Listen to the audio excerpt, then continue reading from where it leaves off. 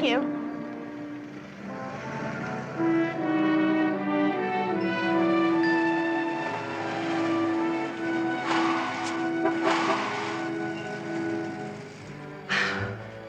Thought you lost me, huh? No, but I was beginning to wonder if something had happened. Not a chance. Got your key? Oh. You know, Pete, I still can't get used to the idea that I need a bodyguard. It's a crying shame a nice girl like you has to put out good money for protection like this.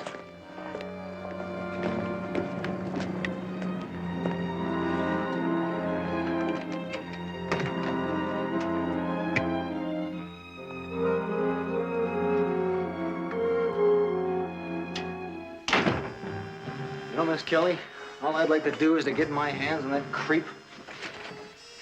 He's gotta be a real sicko, you know?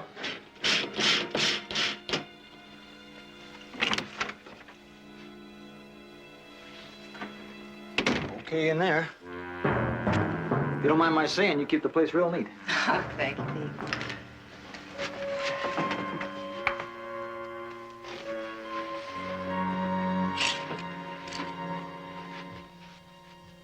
Well, everything looks A-okay, as usual. Now, you're gonna have yourself a real good night's sleep tonight, right, Miss Kelly? That's something I'm really looking forward to, Pete. Now, remember, if you need me, I'll be right outside my car. Thank you, Pete, and good night. Good night.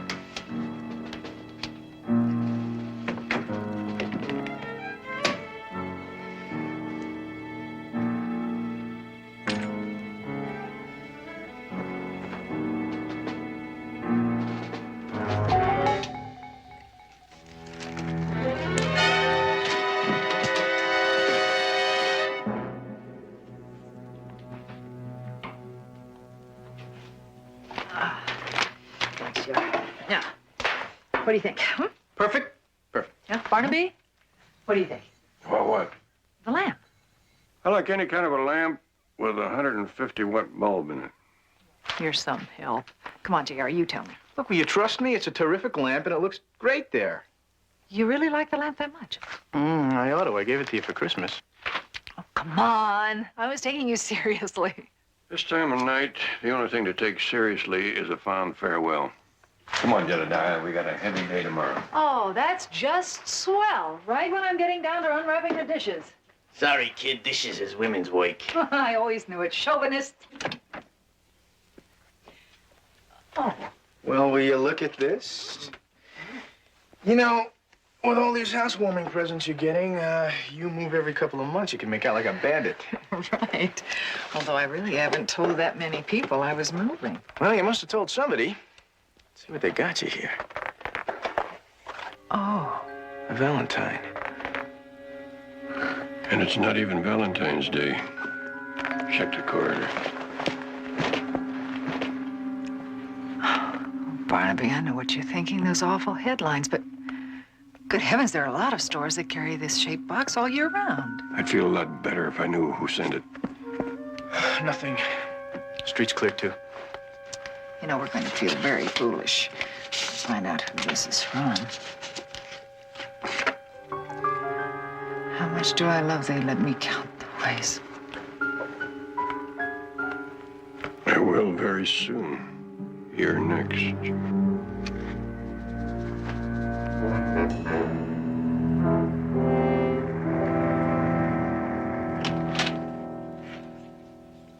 The lab boys are double-checking the candy box and the note.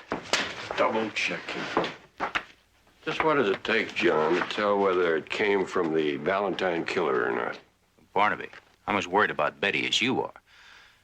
But there's just no way to be sure that pasted-up note is the same as the ones the killer sent his victims. What about the candy? Sold by the carload in every drug and dime store in the country. These phone conversations. I don't find anywhere in this file that you managed to tape any of them. No, we got into it too late each time.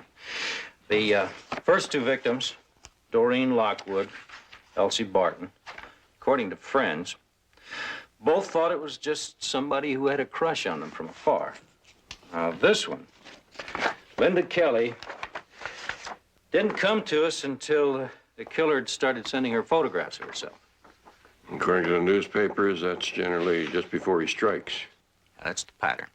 First gift, then ugly phone calls, and more gifts. And finally, I guess, when he grows tired of the game, he sends them pictures. Shortly after that, he kills.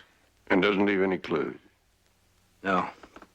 No, he may be nuts, but he's not dumb. No fingerprints. Even develops his own pictures. Not one lead. Lieutenant? Yeah. Excuse me. This just came in. Hi, Mr. Jones. Oh, hello, Will. I just heard about Betty. She okay? So far? What is this, Sergeant? Devonshire Division. They uncovered a woman's body in a shallow grave. Looks like she's been dead about a week. Strangled? No, it's not the Valentine killer. This lady's been stabbed several times. We're going to check her fingerprints for identification. Well, stay with it. Bring me the coroner's report as soon as it comes in. Yes, sir. Nice to see you, Mr. Jones. Yeah. Well, Barnaby, why don't you go on home and get some sleep? You know, there's one thing about all this that doesn't seem to fit. What's that? It's timing. In each case, the killer waited 3 or 4 weeks before contacting his next victim. In Betty's case, he only waited 24 hours after killing Linda Kelly. Could be he's getting overconfident. Could be. I thought we agreed that you were going to stay home today. That was last night. Yeah, you know, something to do with a woman's right to change her mind. And not letting herself get frightened into a corner by that Valentine maniac. I mean, Barnaby, if I hide at home, like a scared rabbit, I'm already his victim. Is that your opinion too, Jedediah? Don't look at me. You know Betty, she has a whim of iron. And Barnaby, it is better if I stay here and keep busy instead of sitting home worrying. All right. And JR, would you get that copy of the file that Lieutenant Biddle gave me? Mm-hmm.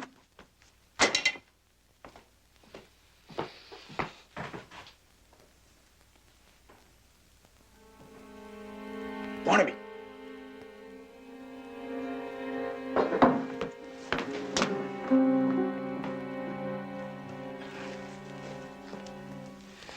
There's somebody out there.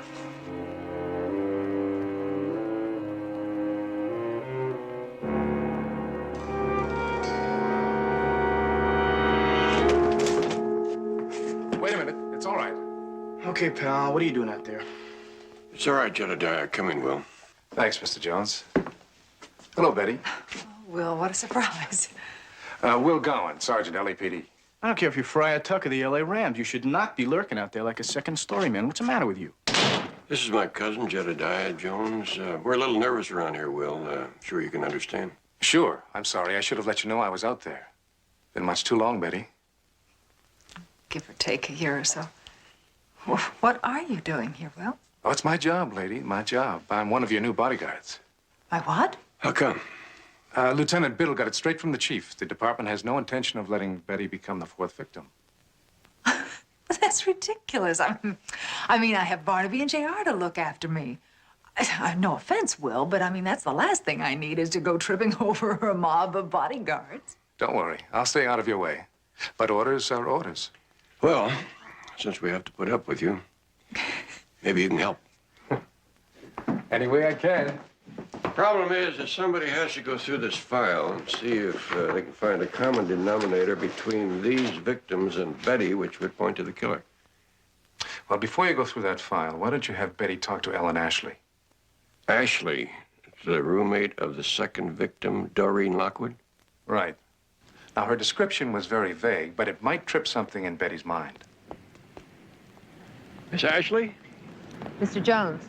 Miss Ashley, this is Betty Jones. Hello. The next girl most likely to, huh? You take care of yourself, you hear? Thanks. And I'd like to thank you for taking time out to talk to us. Have you had a chance to think about what we spoke of on the phone? It's no use, Mr. Jones. There's nothing more I can tell her about the Valentine case than I've already told the police. Sometimes it's more helpful to hear the words instead of reading them in a police file. Okay, but remember it was dark, and I only caught a glimpse of the man. In his late 30s, I believe you said. Let's walk. I've got to get back. Could have been in his early 40s, over 6 foot and thin. According to your statement, he was wearing nondescript clothes. Mm-hmm. Dark pants, maybe blue jeans, a light-colored rain jacket, a hat.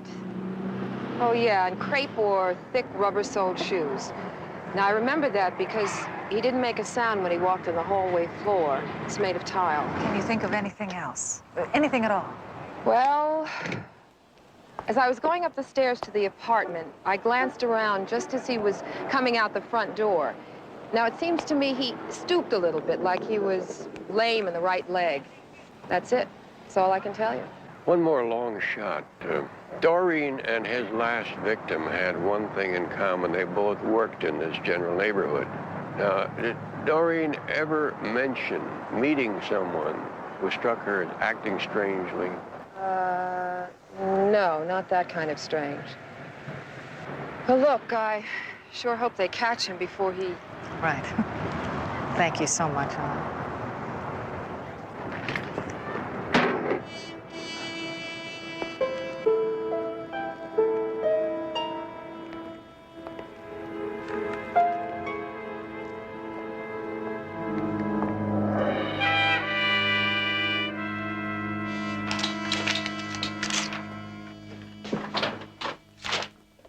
Hi. Hi. How'd it go with the roommate? Not too well, I'm afraid. At least nothing that she could remember rang any bells. Did Barnaby come back with you? No. Oh, well, do you know when he's coming back? Because I worked out a terrific theory I wanna try on him. Well, I don't know when he's coming back, but he did stop off at Lieutenant Biddle's for a meeting. Oh, terrific. I can try it out on both of them. I'll see you later. Bye-bye. You know, speaking of bells, it seems to me I heard the lunch bell. About 1:15, you know. Oh, Will, I really have to get with this typing. I'll tell you what. You go on and take your time, and if you don't mind, bring me back a ham and Swiss on rye. Wrong. I can't leave you alone. All right. Bring us both back a couple of sandwiches. The deli's just down the street. You come with me. Will, I'll be all right. Listen, I'll lock the door right behind you. I want to hear that door lock. Yes, sir. Yes, sir. Yes, sir. Did you hear it? Yeah, I heard it. And hold the mayo.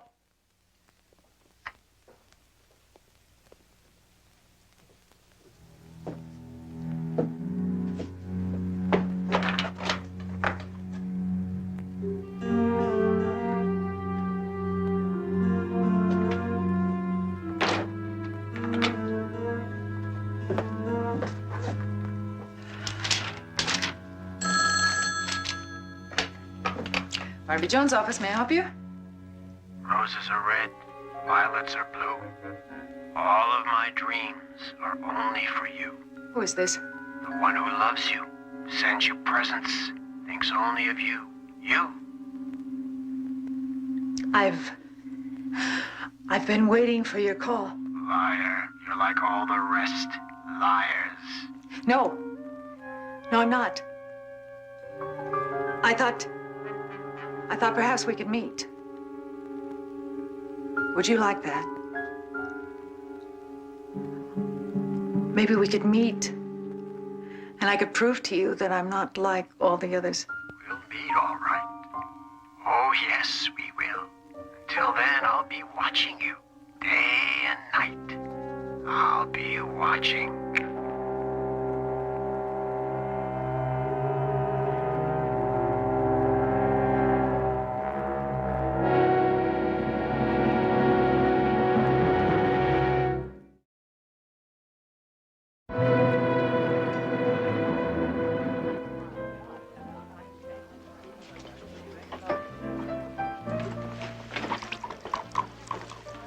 How do you feel? Awful. Really awful. What did you leave her alone for? If I knew you were gonna do a boneheaded thing like that, I never would have left. You're right, it was boneheaded. Now stop it, you two. Let's be fair. After all, it wasn't as though I was face to face with the man. Could have been calling from 100 miles away. Mm-hmm, or 100 feet. You're not going to get any brownie points for telling the man that you wanted to see him. We don't want to rile him up and cause him to hurry his schedule, now do we? I know. It's just he made me so angry. I wanted to see him so I could hurt him. I mean, really hurt him. I've never felt things like that before. I can understand how you feel, Betty. But next time you arrange to get yourself out on a limb that way, make sure one of us is around to catch you. Okay, boss. What's next? Well, Jedediah may have the answer to that. He was trying to explain a theory to me and Lieutenant Biddle when we got Will's call. Yeah, well, it's something that hit me when I was checking the Valentine file. I noticed that 2 of the victims, Linda Kelly and Elsie Barton, didn't drive. They didn't own cars. They took the bus to and from their jobs. Yeah, but Doreen Lockwood did own a car, and she did drive. So what? Well, the so what is that Doreen's car was in the shop being repaired for 3 days prior to her death. So you feel that if Doreen took the bus for those 3 days, that's the common denominator? Makes sense, doesn't it? Yeah, but the Barton girl didn't work anywhere near Lafayette Park. Even so, she and Linda Kelly took the same bus line, which is the same one that Doreen would have had to take, the Parkcrest line. The park? Barnaby, when I was apartment hunting and I lent Marge my car, I rode on the Parkcrest bus a couple of times. Betty, when you get back to the office, call the bus line. Get the Parkcrest schedule, also the names of all the drivers who worked it. You and I are going to have another talk with Doreen's roommate. Come on.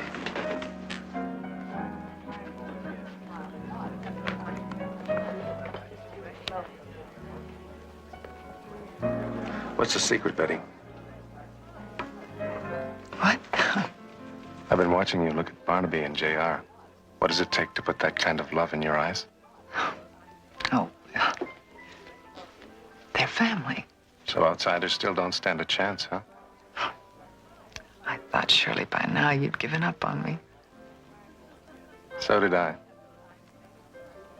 But then all of this happened, and suddenly we're right back there again.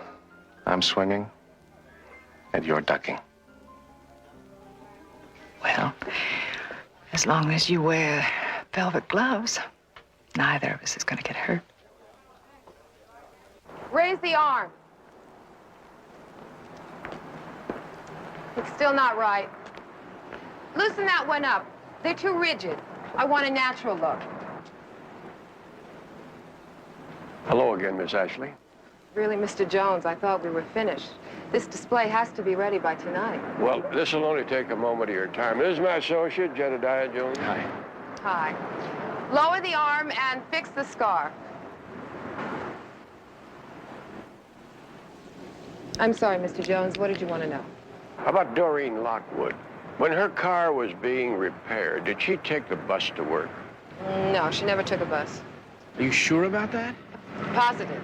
Doreen got uptight riding in crowds. It gave her claustrophobia, so she only took cabs. Would you excuse me a minute?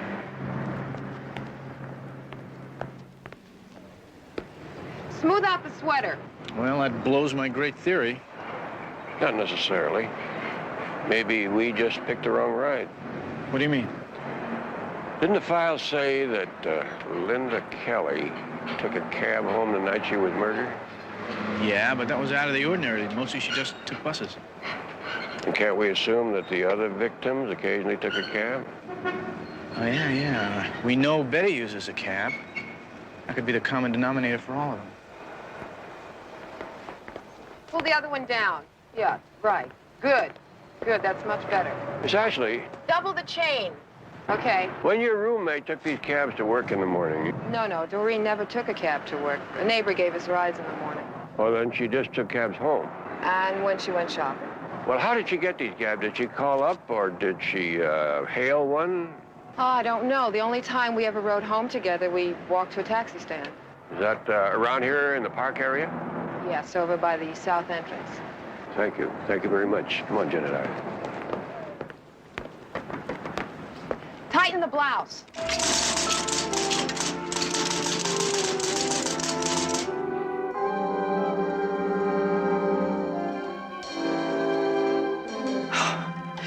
Mr. Pearson, I'm sorry, I didn't hear you come in. Oh, you look so busy. I didn't want to interrupt. Oh, I'm sorry. I didn't mean to frighten you. Oh, that's all right. I'm just a little skitterish these days. What can I do for you? I I was hoping to see Barnaby. Oh, I'm sorry, he's not in. Is it about the quarterly tax return? Oh, no, nothing to do with that. Is there anything I can do to help? Well, I think something suspicious is going on in this building, and I thought Barnaby ought to know about it. What do you mean, suspicious? Betty, there's someone prowling around in our hallway, and this is not the first time I've spotted him.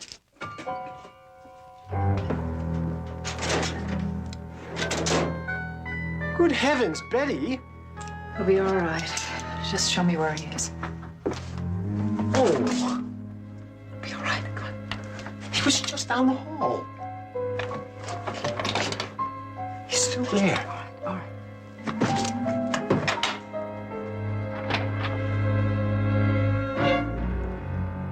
What's the matter? What's wrong? It's all right. It's all right. It's just Mr. Pearson. He's Barnaby's tax consultant down the hall. Then what are you doing with the gun? Well, he thought you looked suspicious out there. You two know each other. Oh, I'm sorry, Mr. Pearson. This is Sergeant Gower from LAPD. He knows I can't stand cigars, so he goes outside to smoke. I just forgot he was in the hall. I'm sorry. With all these guns around, no wonder people are always shooting each other.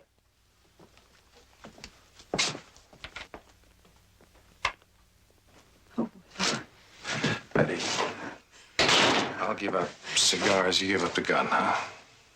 Oh, well, this is really beginning to get to me.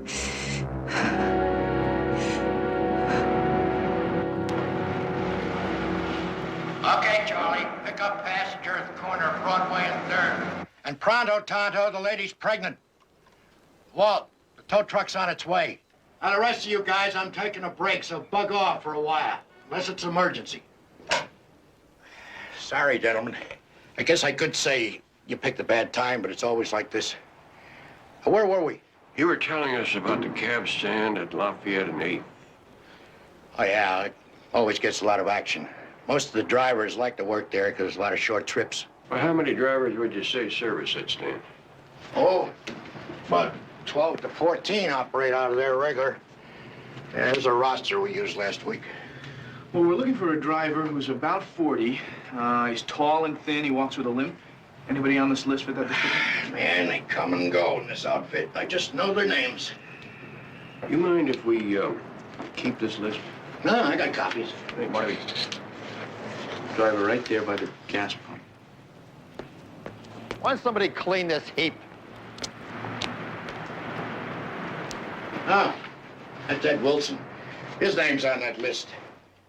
But he's kind of a gypsy. He operates out of Lafayette Park one day, then Union Station the next. Well, thank you very much, Mr. Collins. You've been a big help. Always glad to oblige.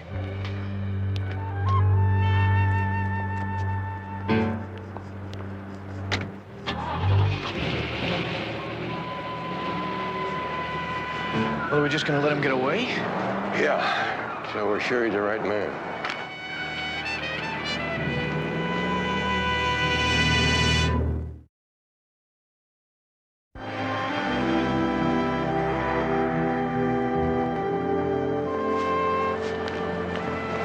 Which one's yours? Oh, the little red one over here. Okay, I'm across the street. You can drive me to my car. Then I'll follow you home. Well, it's really not necessary. We'll do it my way, okay? Yes, sir.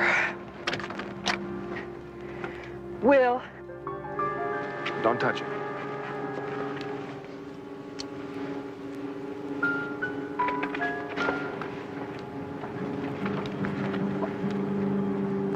We will be together soon, my darling.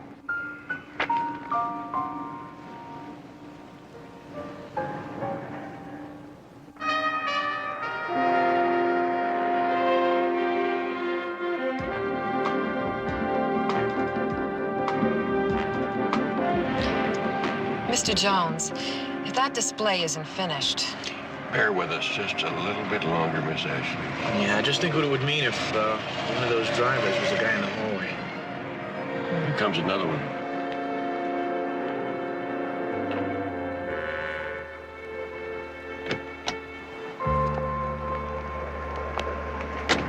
that the man you saw, Miss Ashley? Oh, I'm not sure. Could it be him? It could be him. He's tall enough. I mean, I'd like to say yes, but I can't. I just can't. Well, thank you for trying.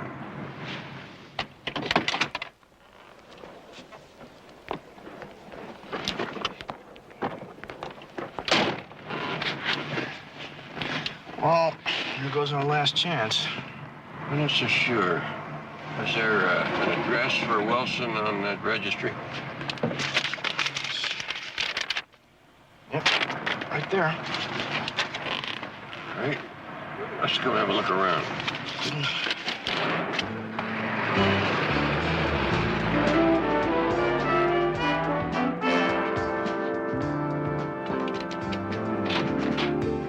Still moving in, as you can see. I promise not to notice. It's a great apartment, Betty.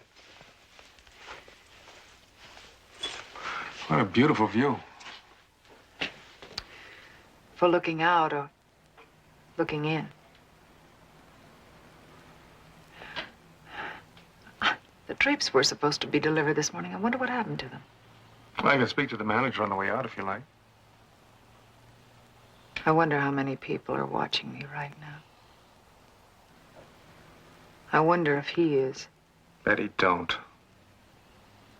I have the strangest feeling his eyes are on me right now. That he watches me all the time. That's enough. Why me? Why?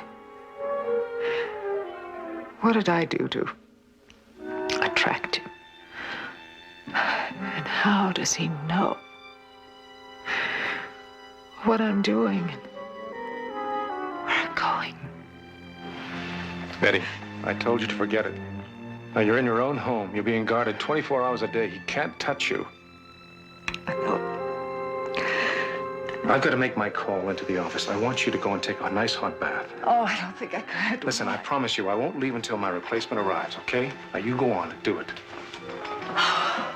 All right, maybe a hot bath would help.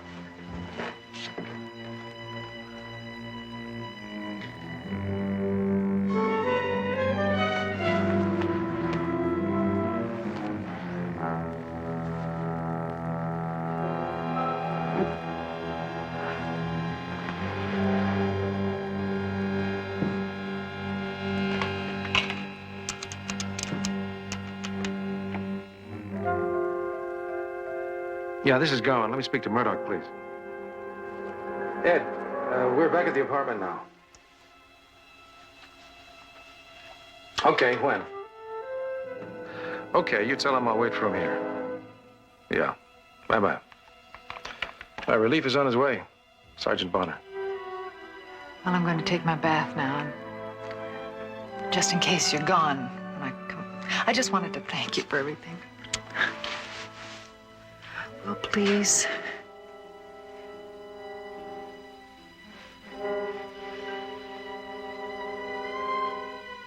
Okay.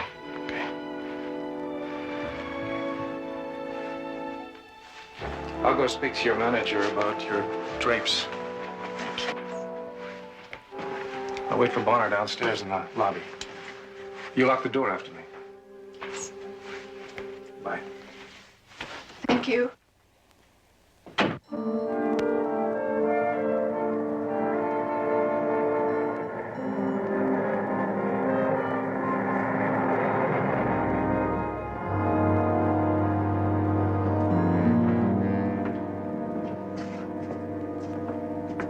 This is it.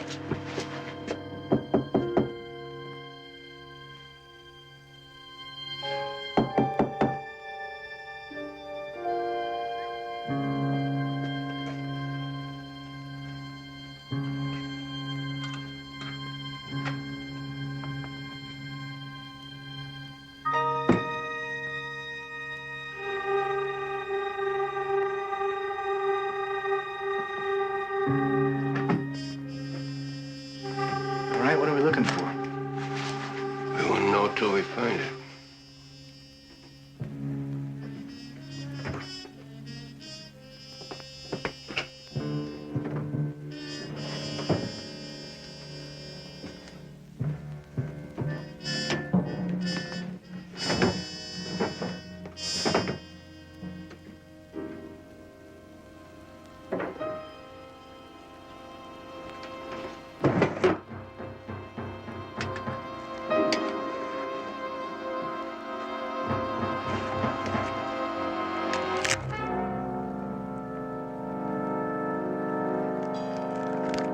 Diane.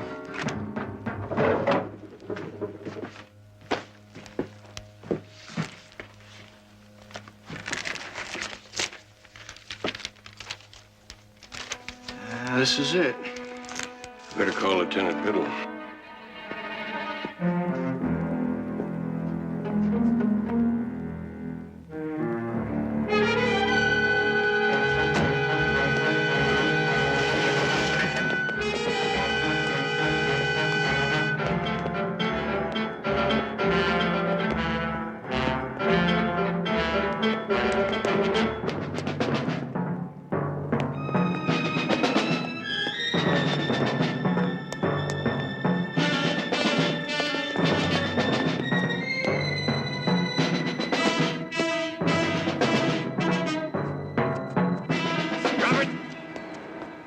Drop it right now.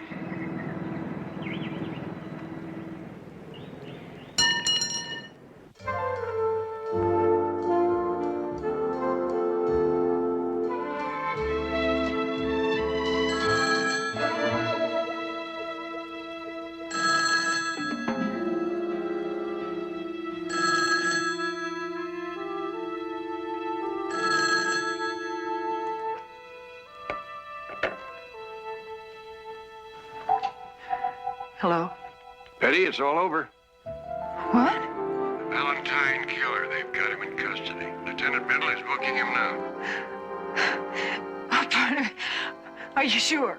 Sure, I'm sure. He confessed to the 3 killings. Betty, it's really over. I just can't believe it. Tell her we ought to celebrate. Tell him I heard that. And I'm on. Get all dressed up. We'll all go out to dinner. How's that sound? That's terrific. Only hurry, all right? We're on our way.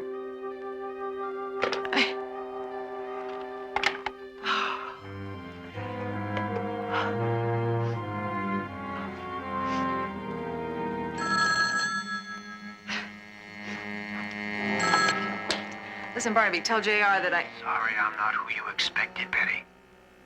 But I'm not jealous. Because soon I'll be the only man in your life. Watch for me. I'm very close.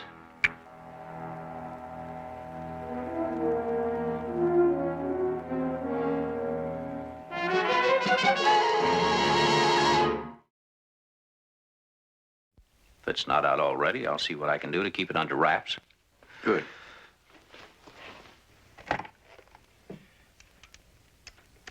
John, does Will know anything about all this? Well, Lieutenant, if he does, you better tell him to cool it. Will? Will Gowan? You assigned him to guard Betty. No, no. I never gave Gowan that detail.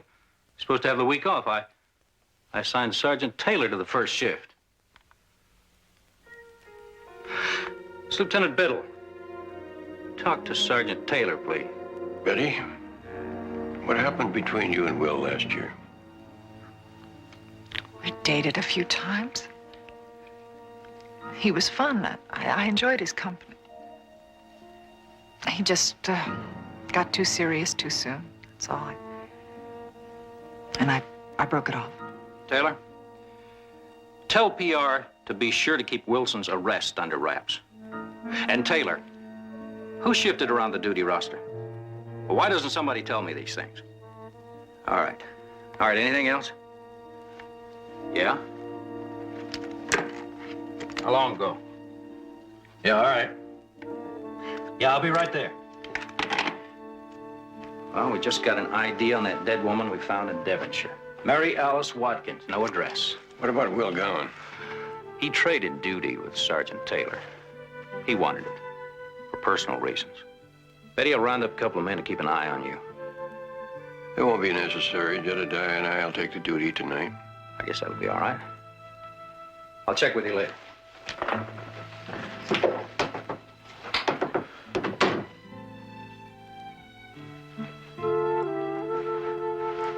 What's wrong, Betty?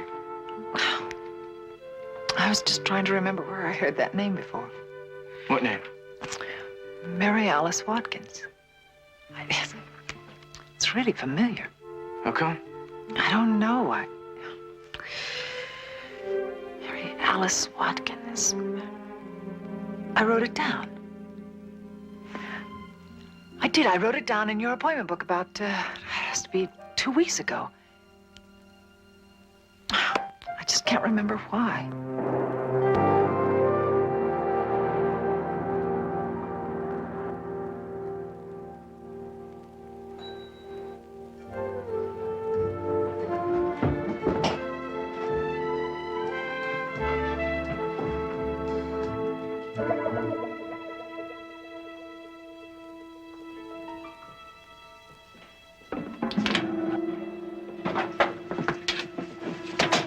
I'm just hoping that there's some clue as to why I made the notation in the first place.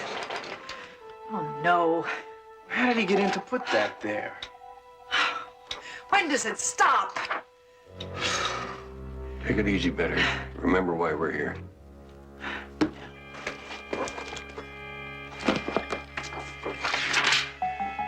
There are pages missing. A whole week missing. From 22nd to 29th of last month. Must have been when JR and I were up at Coverton. That's right. Well, you wouldn't have had any appointments at that time anyway. Well, then why did you write down Mary Alice Watkins? I wrote it down for Henry Pearson. Our accountant down the hall. Yes. He came in looking for you. He had had a fight with his girlfriend, and he was positive that she had run off with another man, and he wanted you to look for them. Henry Pearson? What did you tell him? Well, I said you didn't handle those kind of investigations, and that seemed to upset him. So I wrote down her name and told him that I would mention it to you when you got back. I don't recall that. Well, that's because the next morning he came in and was very apologetic and said that he had made up with his girl and for me to forget about it. Barnaby, what do you think? I think it's time to talk to Mr. Pearson. You're right, I'll go with you. I don't want you to stay here. I don't want Betty left alone.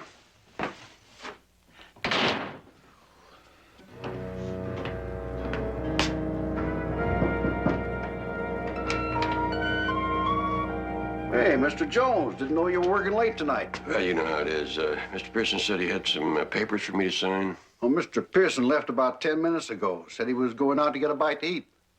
Sounds like he'll be back. I'll wait for him. Sure, you do that. If I see him, I'll tell him you're here. Thanks, Joe.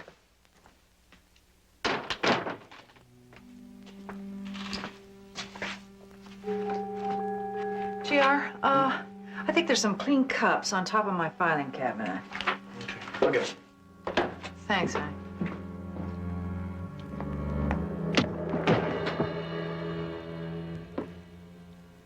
Oh, JR, if they're not on top of the cabinet, look on the low table. JR, what are you doing? JR? Honey, what are you doing? JR! Oh.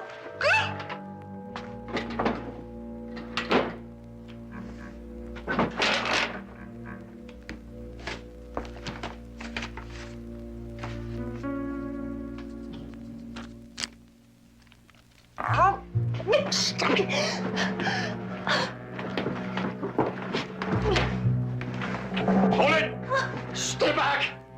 I'll kill her on the spot. Put that away, Henry. You don't want to hurt Betty. Mr. Pearson, please. Shut up!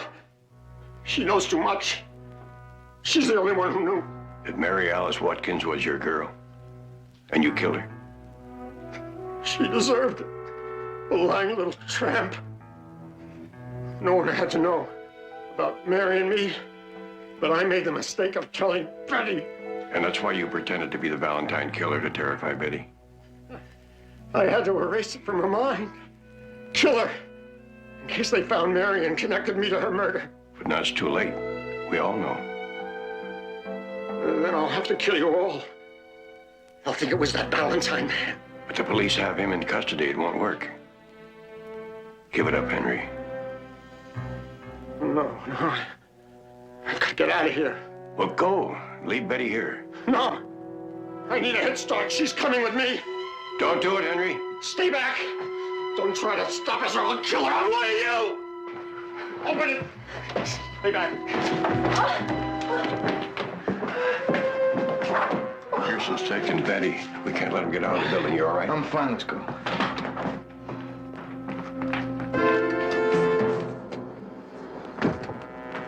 Take a stare. Joe, that's an emergency. Open his box.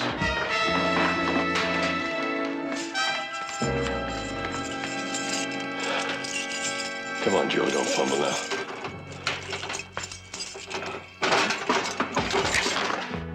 Count 10. Turn the power back on. Where'd we stop? You pulled some trick. Mr. Pearson, these old pillies. Everything's breaking down all the time. You know that. A trick. It's a trick.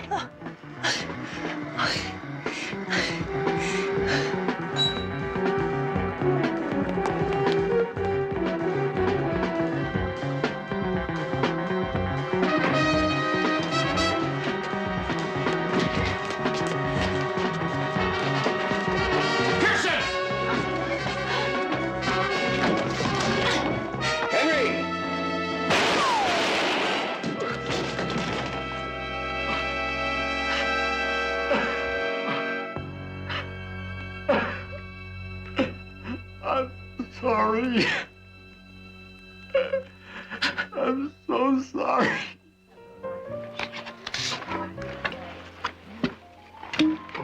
With love, Barnaby. Oh, thank you, kind sir. Barnaby? Affectionately, Will.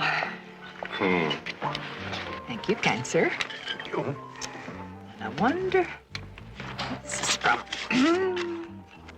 Love and kisses, J.R. Well, I'll tell you the truth, gentlemen. I love you all. But I honestly don't know what this is all about. I mean, the next thing I have to celebrate is my birthday, which is about 6 months away. It was Barnaby's idea, and I think it was a good one, don't you? I think it was a terrific idea to get your mind off all those dumb Valentine presents, you know. Oh, I get it. Sort of the hair of the dog that bit me, is that it? Sort of. Well, I'll tell you, fellas, you really didn't have to worry about me at all. I mean, it's amazing how quickly a gal can get over being frightened of receiving gifts, especially when they're from 3 super fellas. Well, I don't know about the leisure class, but I have to get to work. Oh, Well, before you go, I have a confession to make. Wait a minute. If it has to do with why you got suspicious about my pressing for the job of protecting Betty, you don't have to say anything. Lieutenant Biddle already spoke to me. fear makes people do funny things. You forgive us? Sure. If you'll have dinner with me tomorrow night.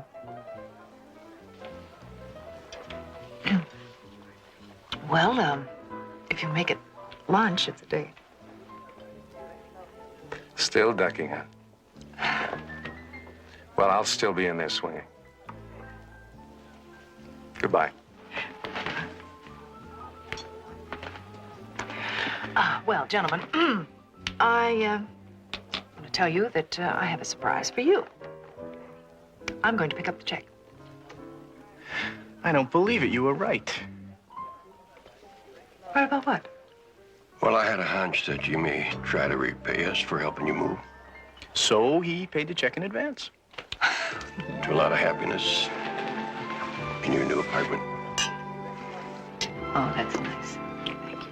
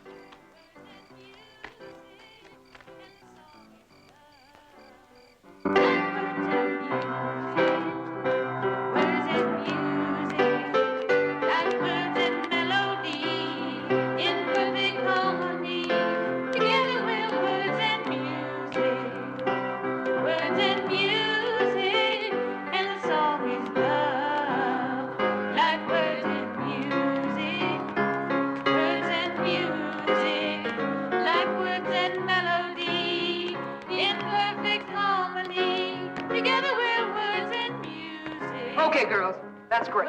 Now let's rehearse the costume change. You've got to do it in 3 minutes, so move it. Well, could you hear us back there? Yeah, but I don't think it'll bother anybody. So what'd you ever direct? The roller derby? Well, come on, Pearlie. It's obvious she's tone deaf. That cow. One of these days, I'm going to forget what Mama taught us about being ladies. I know what you mean. What are you looking at, you creep? Damn it! The idea is to keep that guard busy for 5 minutes, not to go scaring them off. Like we've been telling you, Maxine, honey, your ideas and our ideas do not coincide. There is no more time for your lip. Floyd's been out there too long. Somebody will spot the car. You do not seem to understand, Maxine. We do not want to spoil our chances for parole. Besides, we got our careers to think of, right? Your careers? You're in for murder. Manslaughter, and it wasn't really our fault, right? Right.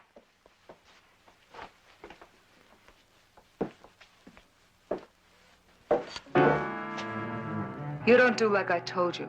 You'll need a plastic surgeon to put you together again. If he can find all the pieces. Understand?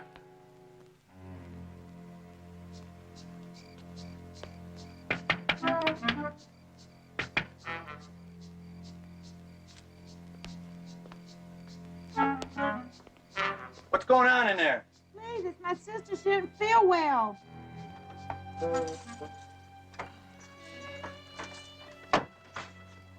What's wrong with her? Well, I'm sure it's nothing that a little fresh air wouldn't cure. Fresh air? I'll take care of her. You stay here.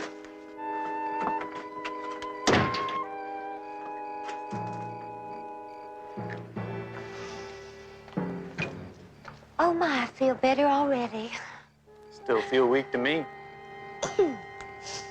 No, that's better. You know, I've been watching you, Pearl. I know. I don't mean that. See, you ain't like the rest of these barracuda in here.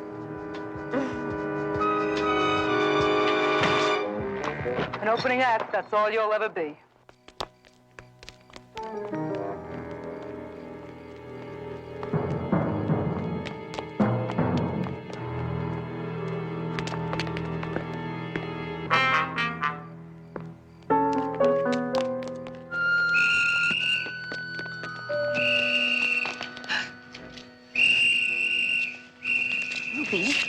People think we're in on this. What are we going to do? Do you remember what Mama used to say about being hung as a sheep for a lamb? Well, I think that's what she had in mind. Let's get out of here.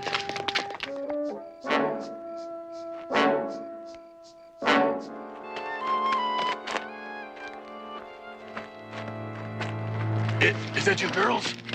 Sure is.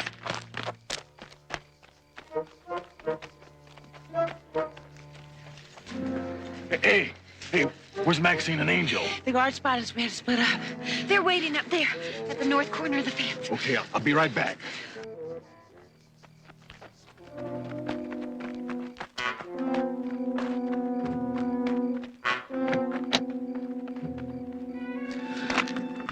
Looky here.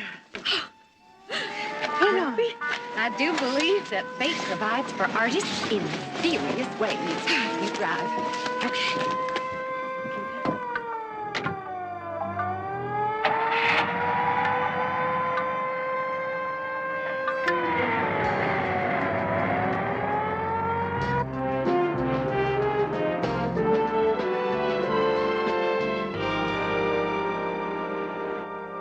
Now, let me get this straight, Miss Wells, Mr. Jones.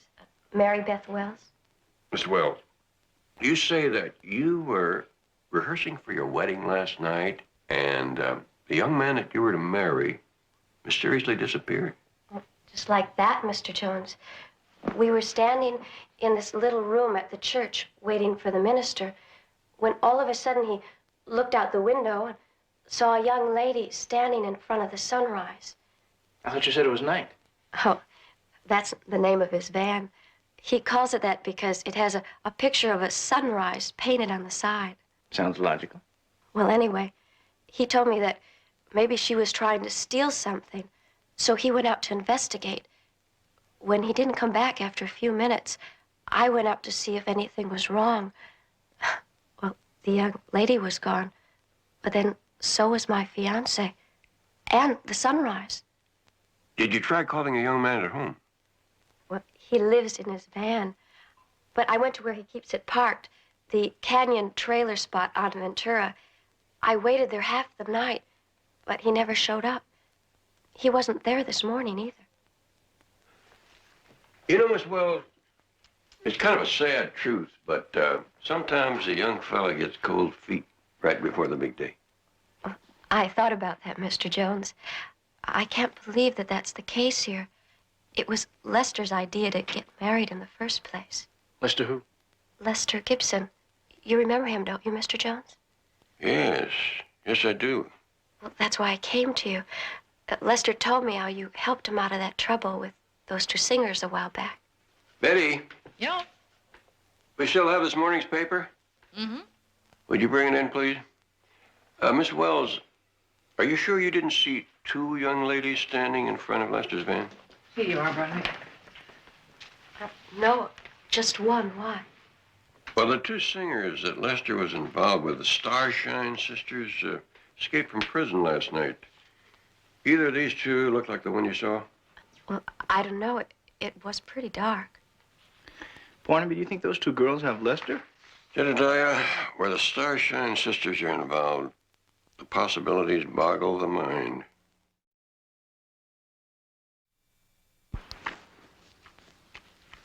Pearl, why do I have this strange feeling that it was a mistake to go to Lester for help? At least we're not still driving around in a stolen car. That's right, only now we're just stranded on the side of a dusty old road. Lester should be back with that tire in a minute now. I don't know, Pearl. Sometimes I wish we never left Macon. Ruby, honey, don't you ever talk like that. 'Cause we got a dream. And that is what makes us different. Now, we're going to go to Culverton, look up Johnny Blue. And, honey, it is straight on to Nashville. Pearl, you got that look in your eye? You've been struck by a spirit of inspiration, I can tell. Ruby, I got it. What? The Dream Makers.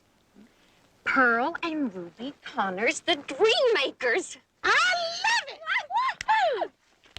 You're a genius, Pearl. Lester? Lester, guess what? I just thought of a new name for the ad. The Dream Makers. What do you think? I think maybe I shouldn't be helping you. Why not? Why not? Last time I saw you, you burnt down my trailer. Tried to frame me for something you did. But you got this beautiful new van with insurance. And even had a little left over. And I nearly got thrown in jail with you. Lester Gibson. I told you they put us in jail by mistake. And that's why they let us out. On a technicality. I don't know. Mary Beth will be worried.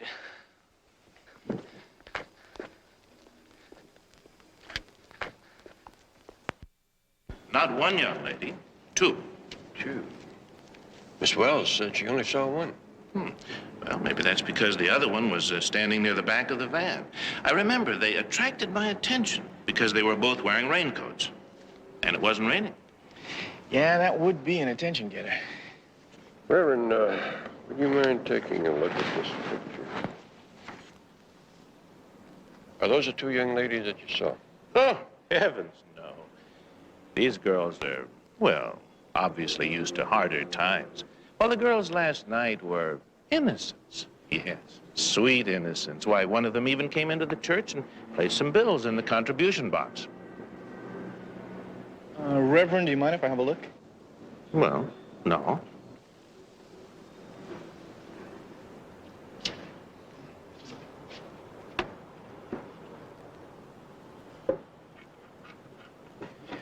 $0.35, Barnaby. What? 35 cents? Why, there should be $20 or $30 in there.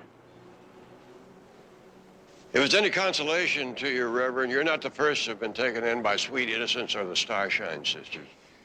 Miss Wells, did Lester have any credit cards? Just one to buy gas, as I remember. All right, I'll get the name of the company and have Betty start checking it out. Well, Reverend, thank you very much. Thank you, Mr. Jones. Thank you.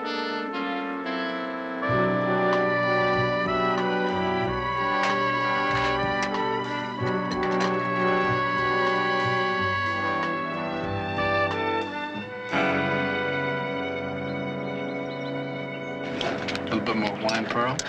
Twist my arm, Lester.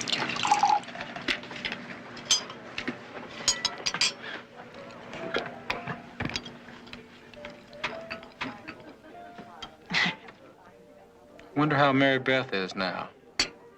Lester, must we discuss your old flames over lunch? You know how I am when that green-eyed monster gets the best of me. Then what about that Johnny Blue?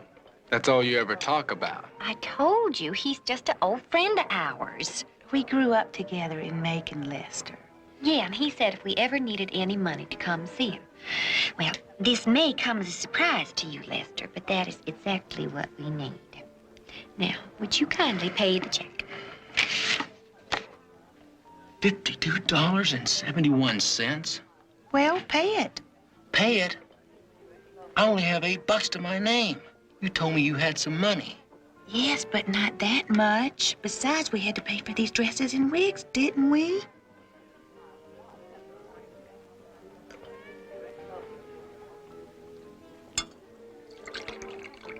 Lester, I think you better get the Sunrise ready to pick us up.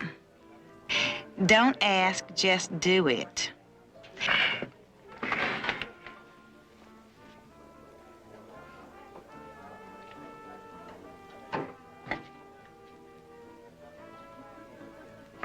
Pink ladies for the ladies.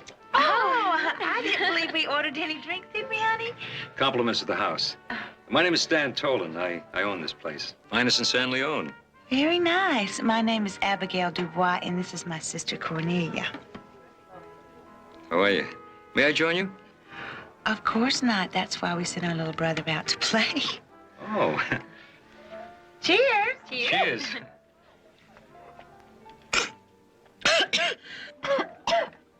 What's wrong, Cornelia, honey? Something wrong?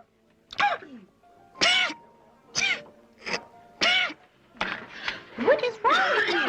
What's You wrong with okay? Oh, it looks like it just must have went down the wrong way. Maybe if I took her outside to get some fresh air. Oh, yeah, that's a good idea. Duffy's in here. Could you get us a glass of water, Mr. Tolan? Room temperature, please? A glass of water, room temperature. It's gonna be all right. Oh, honey,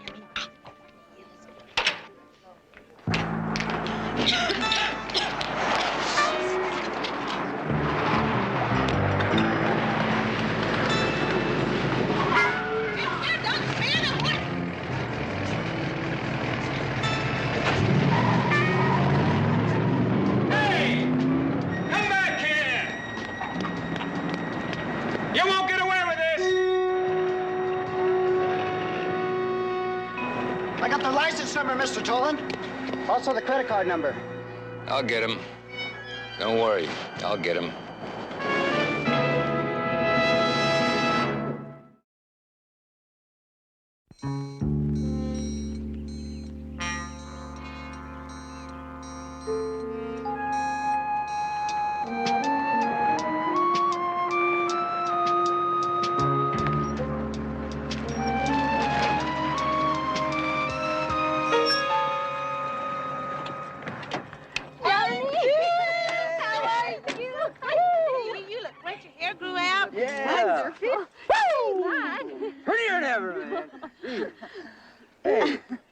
I thought over the phone you said there were 3 of you. Lester somebody. Oh, we left him in town at the laundromat. That's his van. Johnny, we need money.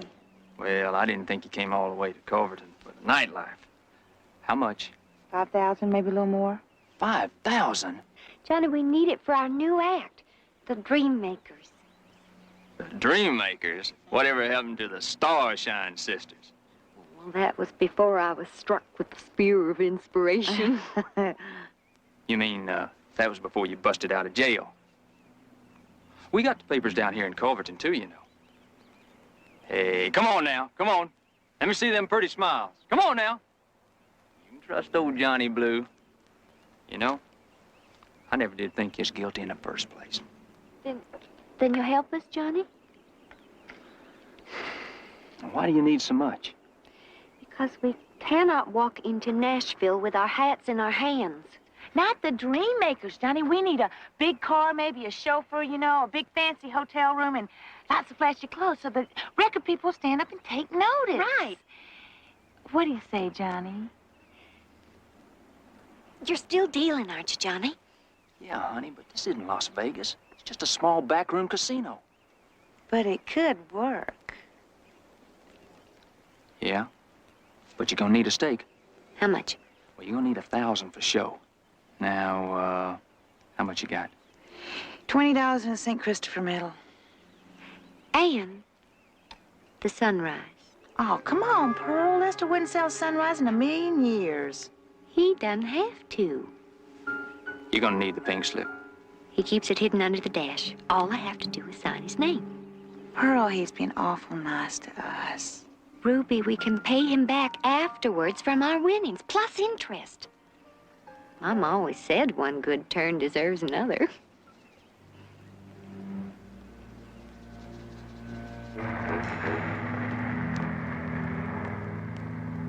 That's him, all right.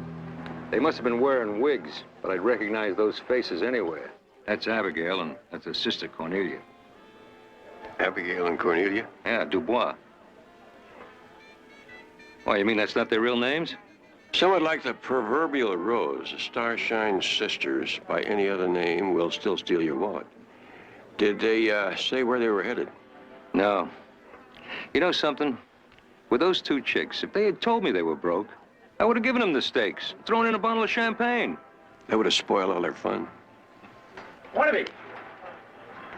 What'd you find out in the filling station? Nothing, but Miss Trudy certainly told me a lie. Miss Trudy? Yeah, she owns the boutique across the way. The station attendant saw the two girls go in there. Anyway, Miss Trudy said that they looked at a few wigs and some dresses, finally settled on a pair of lace handkerchiefs. Said they didn't want to leave without buying anything. Did Miss Trudy check her inventory afterward? No, not until I just asked her to. She says she thinks she's short some dresses and some shoes, and she's positive that 2 wigs and 2 handbags are missing. Well, I hope she made a sufficient profit from the handkerchiefs. Oh, actually, Barnaby, she did more than that. She overheard them talking in the dressing room about where they were headed. Where are they headed? Culverton.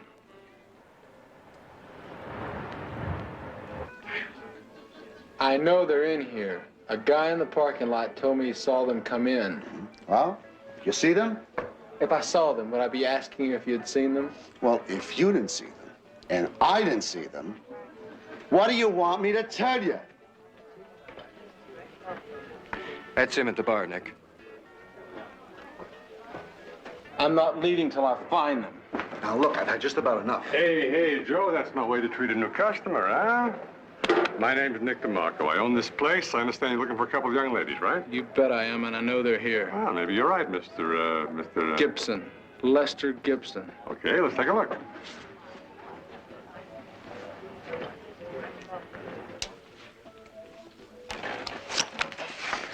Heavens, if it isn't that little black clover and the one-eyed gentleman again. And look at you, Ruby. 5'4", and a lady, and I do believe that's the name of the game. Hey. These your lady friends? They sure are. Your luck's still holding, Mr. DeMarco. I have a feeling it's just about to run out, along with Johnny Blues. Here you go. Buy yourself a yacht. Thank you, ma'am. Pearl, Lester, we've been looking everywhere for you. Why don't you try the laundromat? Where's my van? Oh, Lester, please, my ear. Where's my van? Please hold it. You sold the Sunrise? Well, it's not as if I'm a complete stranger to you. Besides, we got $1,500 for it. I paid $3,000. We'll give you 4. We are winning, Lester. B-I-G. That means big, Lester. Ladies, place your bets, please. Pearl? Ruby, as Mama used to say, you cannot expect a bountiful harvest without risking a few seeds. I think their luck just ran out.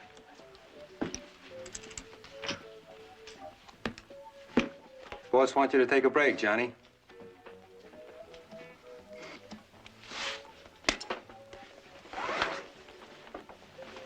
On the other hand, there's that story about the birds and bush.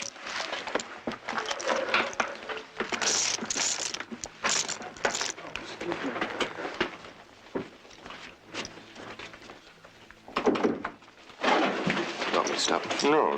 Let him cash in. It looks good for the house. $8,550. Tomorrow, maybe we can try to buy back the sunrise. Lester, Ruby and me kind of had something else in mind. Like what? Like, how would you feel about being a chauffeur for just the littlest while? Pearl? Girl, I think you have something that belongs to me. Run, Lester! Get him! Girls, the fun is now over.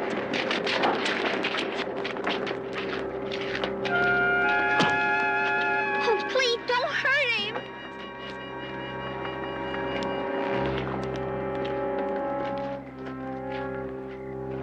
What do we do with her, Nick? Take them out to the place.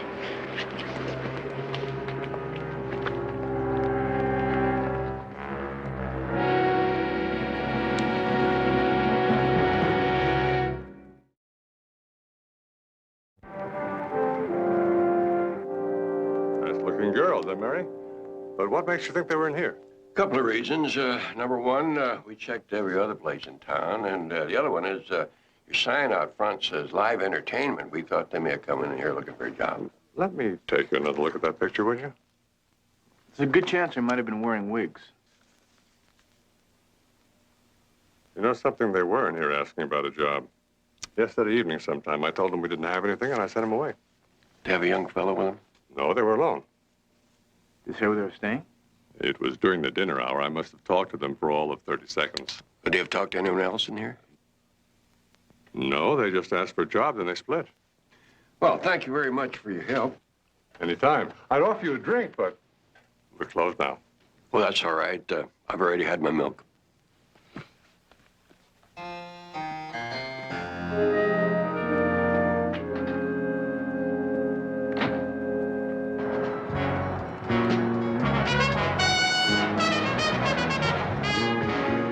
Well, Barnaby, if they just drove on last night, they could be 500 miles from here. It's possible, but I don't think they'd come to Culverton just to perform at the Hideaway.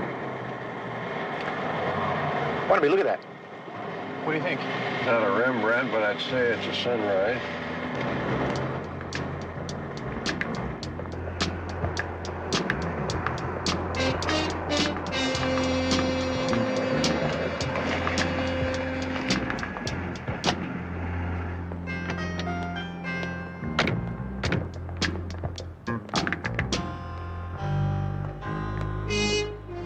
No need to look any farther.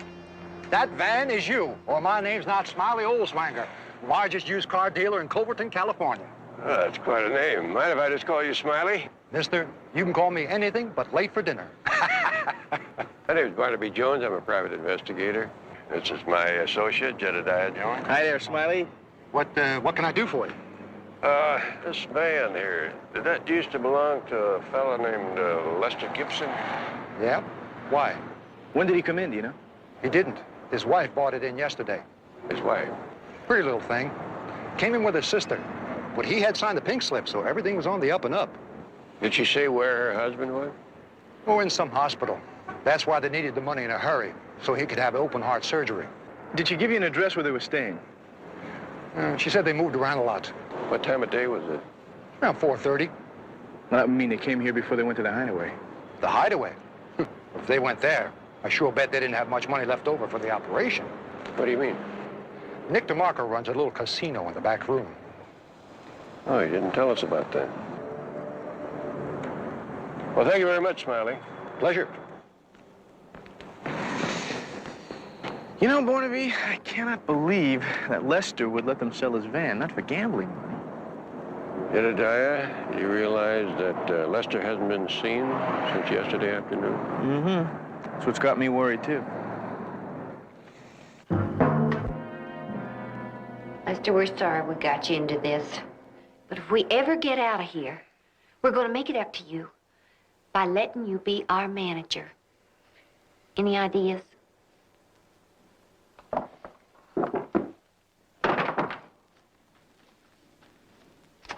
Well, what are we going to do with you? Would you like some suggestions? You shut up. I think we ought to make an example of them, Nick. That's a good idea. Take them out in the desert and waste them. Be a lesson to anyone else who's even thinking of trying the same sort of thing. Or we could give them another chance. I like that idea best. I understand you two girls are singers. Would you like for us to sing for you? Not especially, but I have to admit I kind of admire your style and your guts. So I'll tell you what. You do something for me, and maybe I'll do something for you. Like letting you live, All of it? if you come through.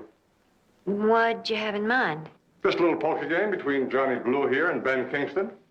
Who's Ben Kingston? One of the richest ranchers in the state, and a man who appreciates a good game of poker. So why don't you just invite him to your club? Well, I tried that once, and now he somehow doesn't quite trust my action. But he is a sucker for a pretty face, and that's where you two come in. So what do you say? Given the choice, Mr. DeMarco, I'd say it's a whole lot better than being wasted. Look, how many times must I have to tell you? I don't know what two girls you're talking about, and I don't know anything about a backroom club. Now, if you gentlemen will excuse me, I've got customers. Not exactly a know-it-all, is he? Barnaby, you're not going to believe this. Lester? Mr. Jones, what are you doing here? Looking for you. Mary Beth was worried. She thought something happened. Something did.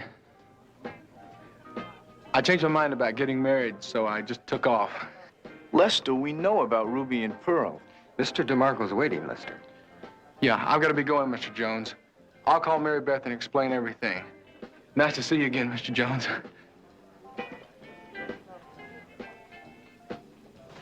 Nick, that private detective's out there. He spotted Lester. I didn't tell them anything. Take him back to the place and keep him there.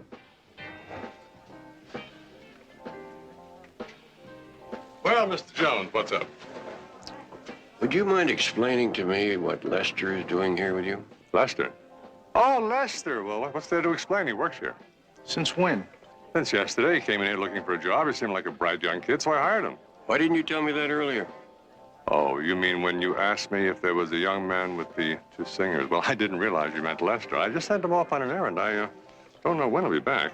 Mr. DeMarco, I don't understand everything that's going on around here. I need a little cooperation. Does the sheriff know that you're running this backroom casino? Casino? Oh, you mean back there? Well, Mr. Jones, I really don't know who's been talking to you or what you think you know, but you're quite welcome to take a look.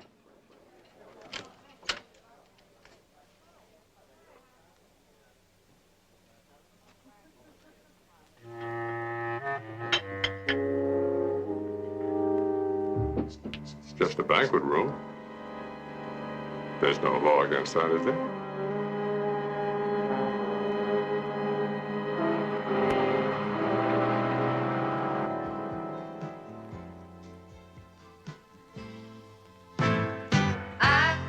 Don't need the country. Home made dinners on Sunday. Talks with your little brother or your mother. Baby, won't send you just one thing on my mind. A magical ride on a sweet sensation. Love can be so kind, and I got the time. Honey, let's not waste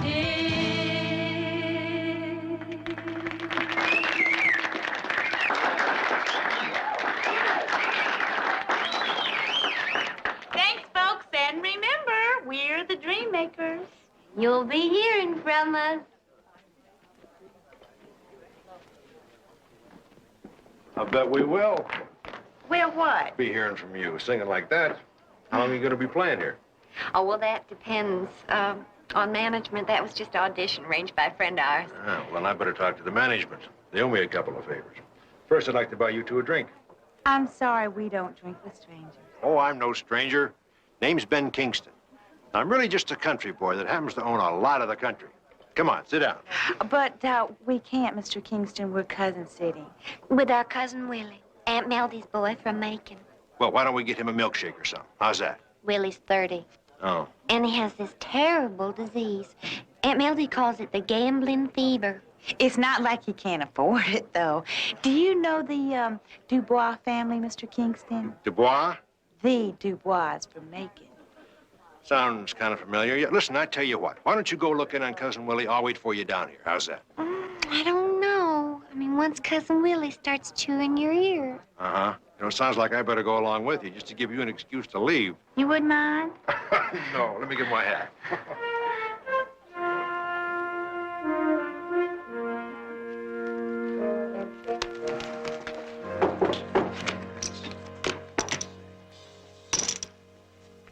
That's right. Little 4, big cowboy. Cousin Willie, this is, Cousin Ruby, save the introductions for later, please. Now, you, got that other king under there? 500 says I do. 1,000 says you don't. What have you got? Just a little old pair. That's enough for me. I thought you guys came to play. You know, a man just can't find any action around here. You don't play, do you, Mr. Kingston, Ben Kingston. Yeah, I've been known to sit in now and again. Well, we got a couple empty chairs here. And no, I promised your two good-looking cousins here to buy them a drink. Well, you suit yourself. Of course, we could have something sent up. We'll celebrate over dinner later.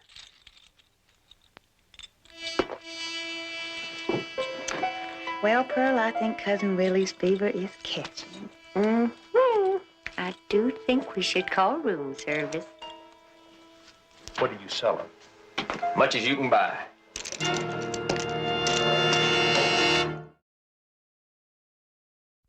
Well, it doesn't look like Lester's coming back, Barnaby. Why do I have that same feeling?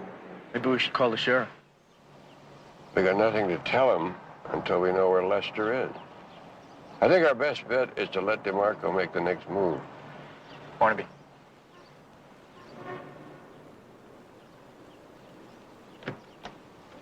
And see where it leads us.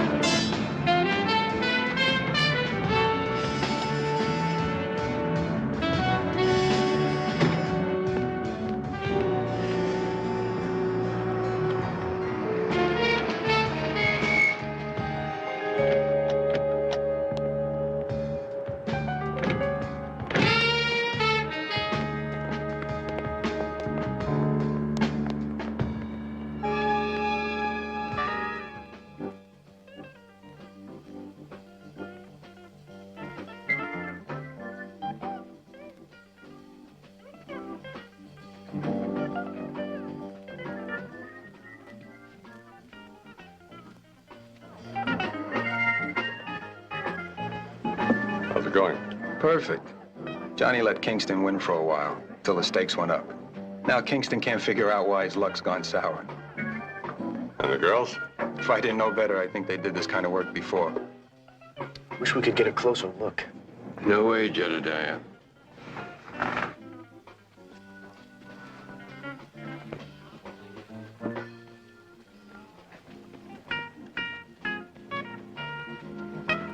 She came from over there. Okay, I'll go take a look. And Jedediah. Until we find Lester, they hold all the cards. Okay. I'd better get back. Hey, congratulations. I hear you did a real great job. Let me buy you a drink, huh? Oh, no, thanks. I think we'll be on our way. Now, this is just the beginning. Beginning of what? Ruby, there are suckers like Kingston all over the place, and I don't just mean Culverton. I'm talking about Vegas, Monte Carlo, the gambling capitals of the world. We are a team. Oh, no, I'm already a team, the Dreammakers, and all I want to do is get out of here, go to Nashville, and record our music. I'm not asking you what you want. I'm telling you what you're going to do. And if I don't? Then Lester gets it. And after Lester, the Dreammakers. Now, I think you better go. Partner.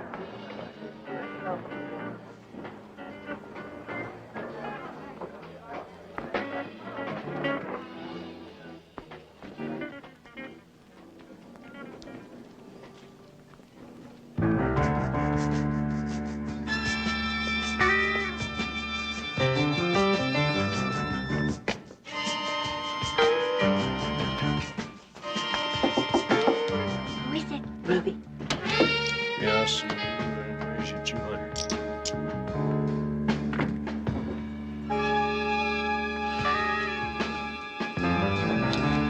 Ruby just went in there, Barnaby. Could you see what's inside? No, but it sounded like there's a card game going on in there. Oh, waiter.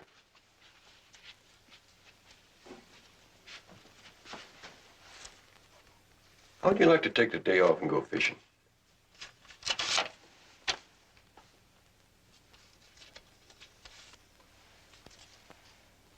Well, I've had bad luck in the past, but this has changed the meaning of the words. There you go, 10,000. This gets any worse, I'm going to be playing on my credit cards.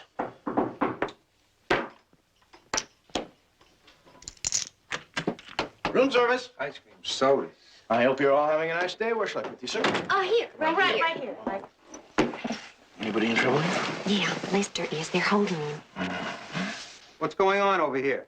Well, actually, sir, I was looking for a place to put these sodas. I know you. You're the guy with that detective.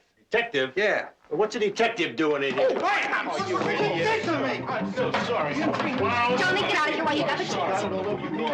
Wait a minute. Oh, you don't. Get out.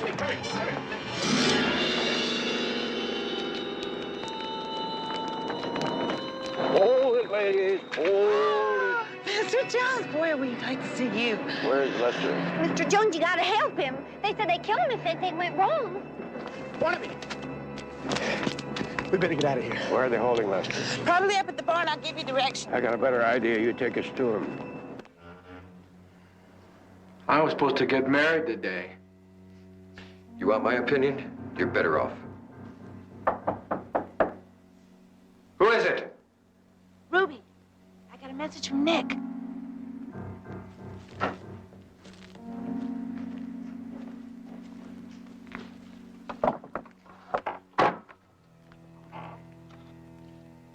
What is it? You're fired. Tie him up.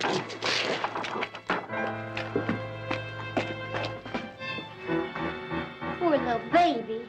Thought I was a goner there for a while. You ain't out of the woods yet, Lester. We've got company.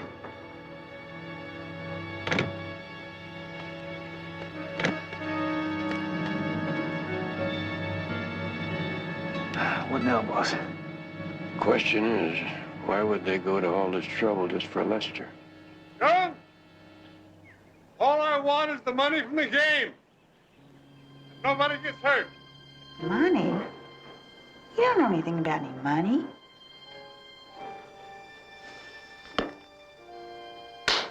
Pearl, you didn't. Leo, it seemed like such a waste, Booby. You remember what Mom always said about waste not? Want not, I know.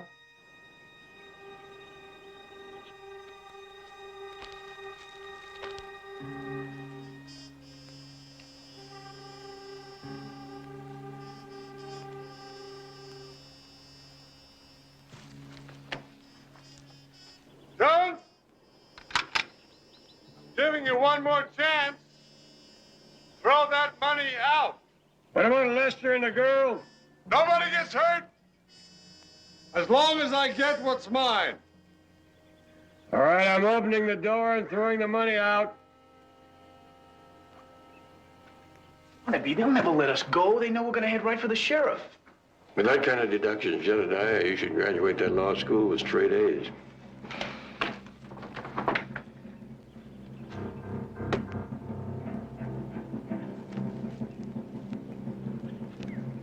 cover you.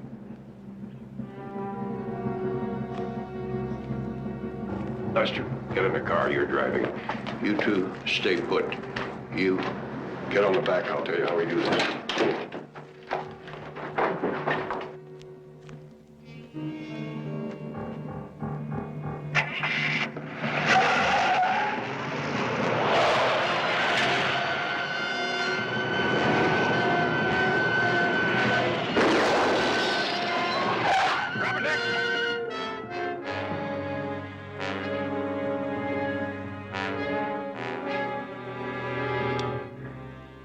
Get his gun, Lester.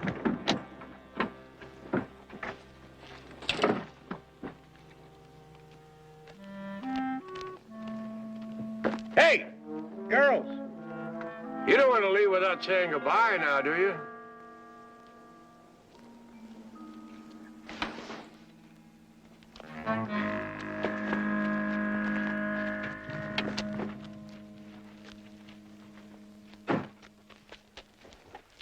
It's just not fair, Mr. Jones, going back to prison. We already played there. Well, look at it this way, Ruby. They liked you so much, they want a repeat performance. Take care, Lester. And I meant what I said about being our manager when we get out. Any ideas? I'll work on it, Pearl. I'll work on it.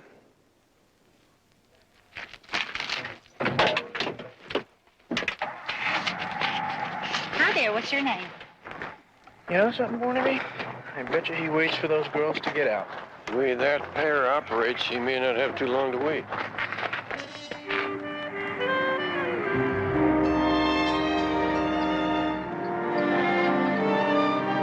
The deadly Valentine. The night air carried a cool, unsettling breeze as Pete walked alongside Miss Kelly toward her apartment building. It was a quiet evening, the kind that usually promised peace, yet an underlying tension filled the space between them. Linda Kelly, a pleasant and kind-hearted young woman, clutched her coat a little tighter against the chill. She felt a deep sense of gratitude for the presence of the man beside her, even though the entire situation felt utterly surreal. Pete looked around carefully, his eyes scanning the shadows of the street. He was a dedicated professional, a bodyguard who took his responsibilities very seriously. For him, protecting someone like Miss Kelly was not just a job, it was a duty to ensure that decency and safety prevailed over the darker elements of the world. He shook his head slightly, a frown marring his features as they reached her door. "You know, Pete," Linda said, her voice soft and tinged with a slight chuckle of disbelief, "I still cannot get used to the idea that I need a bodyguard." Pete sighed, his expression softening with genuine sympathy. "That is a crying shame, a nice girl like you having to put out good money for protection like this. You know, Miss Kelly, all I would like to do is to get my hands on that creep. It has got to be real sick, you know?" He stepped into the apartment first, performing a quick and practiced sweep of the perimeter to ensure everything was secure. The room was tidy, reflecting the organized and gentle nature of its occupant. After a moment, he turned back to her with a reassuring nod. "Okay in there," Pete reported, relaxing his stance slightly. "If you do not mind my saying, you keep the place real neat." "Thank you, Pete," Linda replied with a warm smile, feeling a weight lift from her shoulders. "Well, everything looks absolutely okay as usual," Pete said, moving back toward the doorway. "Now, you are going to have yourself a real good night of sleep tonight, right, Miss Kelly?" "That is something I would definitely do, and I am really looking forward to it, Pete," she said, her gratitude shining through her weary eyes. "Now remember," Pete reminded her gently as he stepped out into the hallway, "if you need me, I will be right outside in my car." "Thank you, Pete, and good night," she called out softly. "Good night," Pete replied, closing the door securely behind him. Inside, Linda took a deep breath, appreciative of the safety that surrounded her, hoping that the strange and unsettling clouds hanging over her life would soon clear away. Meanwhile, across town, a completely different and much more cheerful scene was unfolding in a bright new apartment. Boxes were stacked against the walls, and the pleasant chaos of moving in filled the room. Betty Jones was standing in the center of the space, holding up a beautifully crafted lamp, admiring the way it caught the light. Beside her were Barnaby Jones and young Jedediah Jones, affectionately known as JR. They were surrounded by the warmth of family, helping Betty settle into her new home. "Ah, that is good," Betty said, adjusting her grip on the decorative piece. "Now, what do you think?" "Perfect," JR chimed in, leaning against a stack of crates with a wide grin. "Absolutely perfect." Betty turned her gaze toward the veteran investigator, seeking a more seasoned opinion. "Barnaby, what do you think?"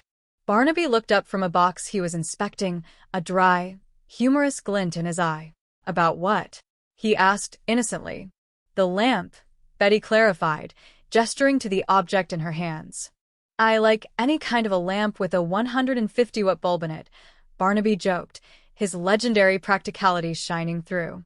"Here is some help," JR laughed, stepping forward. "Come on, JR, you tell me," Betty urged, looking for genuine design approval. "Look, will you trust me?" JR said, smiling warmly. "It is a terrific lamp, and it looks great right there." Betty smiled, touched by his enthusiasm, though she could not resist a bit of playful teasing. "You really like the lamp that much?" "I ought to," JR admitted with a chuckle. "I gave it to you for Christmas." "Oh, come on," Betty said, laughing as she set it down. "I was taking you seriously." Barnaby checked his watch, noting the lateness of the hour. This time of night, the only thing to take seriously is a fond farewell. "Come on, Jedediah. We have got a heavy day tomorrow." "Oh, that is just swell," JR joked, looking at the remaining packages. "Right when I am getting down to unwrapping your dishes." "Sorry, kid. Dishes is women's work," Barnaby teased playfully, adopting a classic old-fashioned persona just to provoke a reaction. "I always knew it, you absolute chauvinist," JR retorted with a grin, thoroughly enjoying the familiar family banter. As they began to gather their jackets, Betty noticed an unusual package sitting quietly on a side table. It was wrapped neatly, distinct from the cardboard moving boxes. "Well, will you look at this?" she murmured. "You know, with all these housewarming presents you're getting, if you move every couple of months, you can make out like a bandit," JR observed. "Right," Betty agreed, her brow furrowing slightly in confusion. "Although I really have not told that many people I was moving." "Well, you must have told somebody," Barnaby noted, walking over to join her. "Let us see what they got you here." Betty carefully lifted the paper, revealing a distinct, heart-shaped container. "Oh," she breathed, the cheerful mood suddenly shifting. "A Valentine. And it is not even Valentine's Day." Barnaby's posture instantly sharpened, the easygoing grandfather figure replaced by the sharp, alert private investigator. "Check the corridor," he instructed JR quietly. "Oh, Barnaby, I know what you are thinking. Those awful headlines," Betty said, trying to rationalize the situation and keep her voice calm. "But good heavens, there are a lot of stores that carry the shape box all year round." "I would feel a lot better if I knew exactly who sent it," Barnaby replied, his eyes scanning the wrapping for any sign of a name or return address. JR returned from the hallway, his expression serious. "Nothing. The street is clear, too. You know, we are going to feel very foolish to find out who this is from," Betty said, trying to shake off the sudden chill that had entered the room. Barnaby carefully lifted a small card attached to the box. He read the words written upon it aloud, his voice steady but grave. "How much do I love thee? Let me count the ways. I will very soon. You're next." The warmth of the housewarming party vanished, replaced by the realization that an unwelcome shadow had just crossed Betty's threshold. The next morning, the atmosphere at the police department was tense. Barnaby Jones stood in the office of Lieutenant John Biddle, looking over the notes and evidence collected so far. The weight of the situation was heavy on everyone's mind, but the bond between the investigators kept them focused and determined. "The lab boys are double-checking the candy box and the note," Lieutenant Biddle explained, rubbing his temples. "Double-checking. Just what does it take, John, to tell whether it came from the Valentine killer or not?" Barnaby asked, his voice laced with deep concern for his daughter-in-law. "Barnaby, I am just as worried about Betty as you are," Biddle replied gently, wanting to offer reassurance, but bound by the facts. But there is simply no way to be sure that pasted-up note is exactly the same as the ones the killer sent his previous victims. What about the candy? Barnaby inquired. Sold by the carload in every drug and dime store in the country, Biddle sighed, indicating the lack of unique identifiers.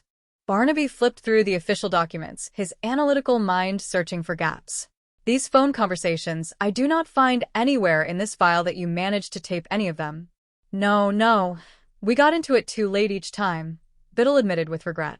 The first two victims, Doreen Lockwood and Elsie Barton, according to their friends, both thought it was just somebody who had a crush on them from afar. Now, this latest one, Linda Kelly, did not come to us until the killer had started sending her photographs of herself. According to the newspapers, that is generally just before he strikes. Barnaby noted, his expression grim. That is the pattern, Biddle confirmed. First a gift. Then ugly phone calls. And more gifts. And finally, I guess, when he grows tired of the game, he sends them pictures. Shortly after that, he kills. And he does not leave any clues behind. No, Barnaby agreed quietly. No, he may be completely unstable, but he is certainly not dumb. No fingerprints. He even develops his own pictures. Not one solid lead. The door opened, and a young officer stepped into the office, holding a fresh folder. Lieutenant? Yeah, Biddle responded. Excuse me, this just came in, the officer said, handing over the report. Hi, Mr. Jones. Oh, hello, Will. Barnaby greeted him, recognizing the young sergeant. I just heard about Betty, Will said, his eyes reflecting genuine worry. Is she okay? So far, Barnaby answered with a nod. What is this, Sergeant? Biddle asked, opening the folder. Devonshire Division, Will explained. They uncovered a woman's body in a shallow grave. Looks like she has been dead about a week. Strangled? Barnaby asked, thinking of the Valentine killer's method.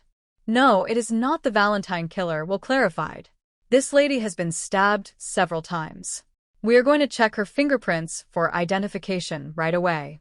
Stay with it, Biddle commanded. Bring me the coroner's report just as soon as it comes in. Yes, sir, Will said, turning to leave. Nice to see you, Mr. Jones. Yeah? Barnaby murmured, his mind still racing with the details of the case. Well, Barnaby, Biddle said kindly, why don't you go on home and get some sleep? You know, John, there is one thing about all this that simply does not seem to fit. Barnaby mused, pausing near the doorway. What is that? Biddle asked. It is the timing, Barnaby explained, tapping the file. In each past case, the killer waited 3 or 4 weeks before contacting his next victim. In Betty's case, he only waited 24 hours after killing Linda Kelly. Could be he is getting overconfident, Biddle suggested. Could be, Barnaby agreed, though his instincts told him there was more to the story. Back at the Barnaby Jones Private Investigations Office, Betty was already at her desk, sorting through papers and maintaining her usual professional demeanor. JR was nearby, looking up as Barnaby walked through the door. I thought we agreed that you were going to stay home today, Barnaby said gently, looking at Betty with parental fondness. That was last night, Betty replied with a brave smile. Yeah, you know, something to do with a woman's right to change her mind. And not letting herself get frightened into a corner by that Valentine maniac. I mean, Barnaby, if I hide at home like a scared rabbit, I am already his victim. Is that your opinion too, Jedediah? Barnaby asked, turning to his grandson. Don't look at me, JR said, holding his hands up in mock surrender. You know Betty. She has a whim of iron. Barnaby, it really is better if I stay right here and keep busy instead of sitting home worrying, Betty insisted, her voice steady and determined.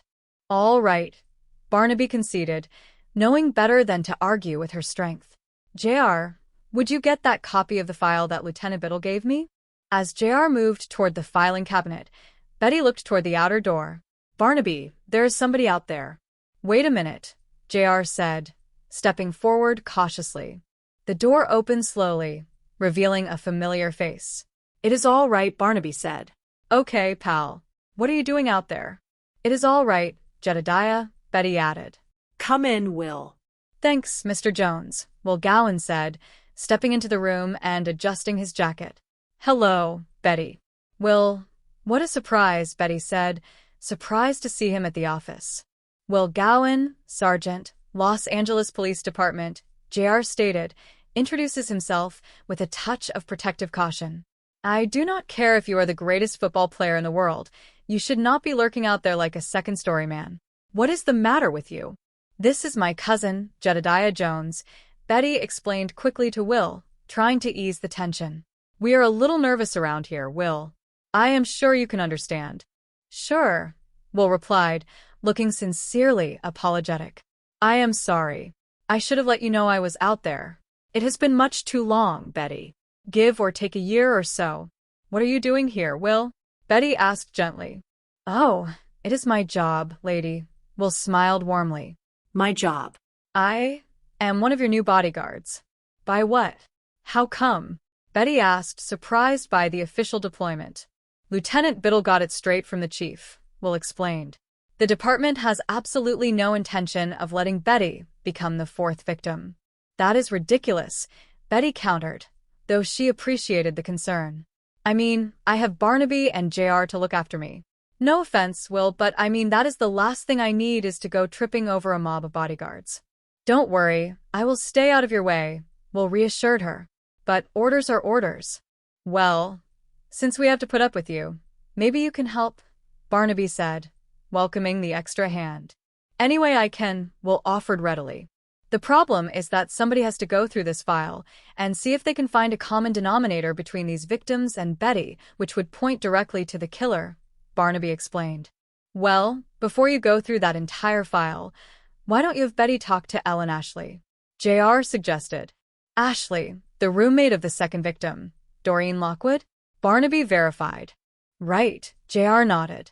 Now, her description to the police was very vague, but talking to her might trip something helpful in Betty's mind. A short time later, Betty and JR arrived at a bustling clothing boutique where Ellen Ashley worked as a window dresser. Mannequins and vibrant fabrics surrounded them as Ellen adjusted a display. Miss Ashley? JR called out politely. Mr. Jones, Ellen recognized him, turning around. Miss Ashley, this is Betty Jones, JR introduced. Hello, Ellen said, her eyes softening with immediate understanding and sympathy as she looked at Betty. The next girl most likely to, huh? You take care of yourself, you hear? Thanks, Betty said with a grateful smile. And I would like to thank you for taking the time out to talk to us. Have you had a chance to think about what we spoke of on the phone? It is no use, Mr. Jones, Ellen said, turning back to a mannequin. There is nothing more I can tell her about the Valentine case than I have already told the police. Sometimes it is much more helpful to hear the words instead of just reading them in a cold police file, JR encouraged gently. Okay, Ellen agreed, pausing her work. But remember, it was dark and I only caught a very brief glimpse of the man. In his late 30s, I believe you said, JR prompted as they began to walk through the store. Let us walk, Ellen said. I've got to get back to this display soon. Could have been in his early 40s now that I think about it. Over 6 feet tall and thin. According to my statement, he was wearing very nondescript clothes. Dark pants, maybe blue jeans, a light-colored rain jacket, and a hat. Oh, yeah, and crepe-soled, thick, rubber-soled shoes. Now, I remember that specifically because he did not make a single sound when he walked on the hallway floor. It is made of hard tile. Can you think of anything else? Anything at all? Betty asked, searching for any small detail. Well, as I was going up the stairs to the apartment, I glanced around just as he was coming out the front door, Ellen recalled, squinting as she remembered. Now, it seems to me he stooped a little bit like he was lame in the right leg. That is it. That is absolutely all I can tell you. One more long shot, JR said. Doreen and his last victim had one distinct thing in common. They both worked in this general neighborhood. Did Doreen ever mention meeting someone who struck her as acting strangely? No. Not that kind of strange, Ellen replied, shaking her head. Well, look, I sure hope they catch him before he strikes again. Right, JR said. Thank you so much. Returning to the office, Betty and JR found Will Gowan waiting dutifully. The sun was high, and the workday was in full swing. Hi, Will greeted them as they walked in. Hi, Betty responded, setting her purse down. How did it go with the roommate? Will asked. Not too well, I am afraid, Betty said honestly. At least nothing that she could remember rang any bells for me. Did Barnaby come back with you? No, JR answered. Well, do you know when he is coming back? JR asked Betty. Because I worked out a terrific theory I want to try on him. Well, I do not know exactly when he is coming back, Betty said, but he did stop off at Lieutenant Biddle's for a meeting. Oh, terrific, JR said enthusiastically. I can try it out on both of them later. I will see you later. Bye-bye. Bye-bye, Betty and Will called out as JR headed out the door. You know, speaking of bells, seems to me I heard the lunch bell about 1:15, Will said with a playful smile, trying to lighten the mood. Oh, Will, I really have to get with this typing, Betty said, looking at the stack of paperwork on her desk. I will tell you what, you go on and take your time, and if you do not mind, bring me back a ham and Swiss sandwich, all right? Wrong. Will countered gently but firmly. I cannot leave you alone. That is the whole point of being a bodyguard. All right, Betty laughed softly, defeated by his dedication. Bring us both back a couple of sandwiches then. The deli is just down the street. You come with me, Will insisted, extending an arm. Will, I will be absolutely all right, Betty assured him, gesturing to the sturdy office door. Listen, I will lock the door right behind you. I want to hear that door lock, Will demanded with a protective smile. Betty guided him out and closed the door. Did you hear it? She called through the wood as she turned the deadbolt. Yeah, I heard it, Will's voice came back from the hallway. And hold the mail. Betty smiled, feeling safe in the quiet office. She walked back to her desk, sat down, and reached for the telephone as it began to ring. She picked up the receiver with her usual professional warmth. Barnaby Jones' office. May I help you? A strange, distorted voice came through the line, sending an immediate chill down her spine. Roses are red. Violets are blue. All of my dreams are only for you. Who is this? Betty asked, her voice tightening as her heart began to race. The one who loves you, sends you presents, thinks only of you, the voice whispered ominously. You. Betty took a deep breath, trying to remain calm and gather information, remembering her training. I have. I've been waiting for your call, she lied, trying to keep him talking. Liar. The voice snapped, sudden anger flaring through the line. You are like all the rest. Liars. No, Betty pleaded, trying to soften her tone. No, I am not. I thought perhaps we could meet. Would you like that? Maybe we could meet, and I could prove to you that I am not like all the others. The voice softened again, returning to a terrifyingly calm purr. We will be all right. Oh, yes, we will. Until then, I will be watching you day and night. I will be right there with you, watching. The line went dead with a sharp click. Betty slowly lowered the receiver, her hands trembling as the reality of the threat washed over her. A short time later, Barnaby and JR rushed into the office, having received word of the call. Will Gowan stood nearby, looking deeply remorseful. How do you feel? Barnaby asked, rushing to Betty's side. Awful, really awful, Betty admitted, her voice shaking slightly, but her resolve remaining intact. Barnaby turned a stern gaze toward the young sergeant. What did you leave her alone for? If I knew you were going to do a boneheaded thing like that, I never would have left this office. You are right, Will said, hanging his head in genuine shame. It was completely boneheaded. Now, stop it, you two, Betty intervened, her natural fairness asserting itself. Let us be fair. After all, it wasn't as though I was face to face with the man. He could have been calling from 100 miles away. Or 100 feet, Barnaby noted grimly, looking out the window at the surrounding buildings. You are not going to get any brownie points for telling the man that you wanted to see him, Betty. We do not want to rile him up and cause him to hurry his schedule, now do we? I know, Betty said, a sudden spark of anger replacing her fear. He made me so angry. I wanted to see him, so I could hurt him. I mean, really hurt him. I have never felt things like that before.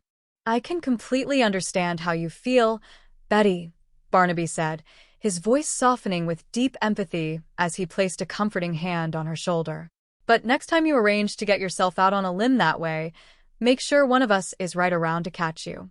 Okay, boss, Betty said, managing a small, grateful smile. What is next? Well, Jedediah may have the answer to that, Barnaby said, nodding toward his grandson. He was trying to explain a theory to me and Lieutenant Biddle when we got Will's call. Yeah, well, it is something that hit me when I was checking the Valentine file, JR explained, stepping up to the desk. I noticed that 2 of the victims, Linda Kelly and Elsie Barton, did not drive. They did not own cars at all. They took the bus to and from their jobs every day. Yeah, but Doreen Lockwood did own a car, and she did drive everywhere, Betty pointed out, trying to follow the logic. So what? Well, so what is that Doreen's car was in the repair shop for 3 days prior to her death, JR revealed triumphantly. So you feel that if Doreen took the bus for those 3 days, that is the common denominator? Barnaby asked, considering the angle. Makes sense, doesn't it? JR said. Yeah, but the Barton girl did not work anywhere near Lafayette Park, Barnaby countered gently. Even so, she and Linda Kelly took the exact same bus line, which is the same one that Doreen would have had to take, the Parkrest line, JR explained. The Parkrest line. Betty murmured, a realization dawning on her. Barnaby, when I was apartment hunting and I left my car for service, I rode on the Parkrest bus. A couple of times. Betty, when you get back to work, call the bus line, Barnaby instructed immediately. Get the Parkrest schedule, and also the names of all the drivers who worked it. You and I are going to have another talk with Doreen's roommate. Come on, JR. As Barnaby and JR prepared to leave, Will looked at Betty, admiration clear in his eyes. What is the secret, Betty? What? Betty asked, looking up from her desk. I have been watching you look at Barnaby and JR, Will said softly. What does it take to put that kind of love in your eyes? Oh, Betty said, her expression softening. They are family. So outsiders still do not stand a chance, huh? Will asked, half joking but with a hint of genuine longing. I thought surely by now you had given up on me, Betty said gently, acknowledging their past relationship with kindness. So did I, Will admitted with a faint smile. But then all of this happened, and suddenly we are right back there again. I am swinging, and you're ducking. Well, as long as you wear velvet gloves, neither of us is going to get hurt, Betty replied with a warm, reassuring smile, maintaining her boundaries while appreciating his friendship. Back at the boutique, Ellen Ashley was busy coordinating a complex window display.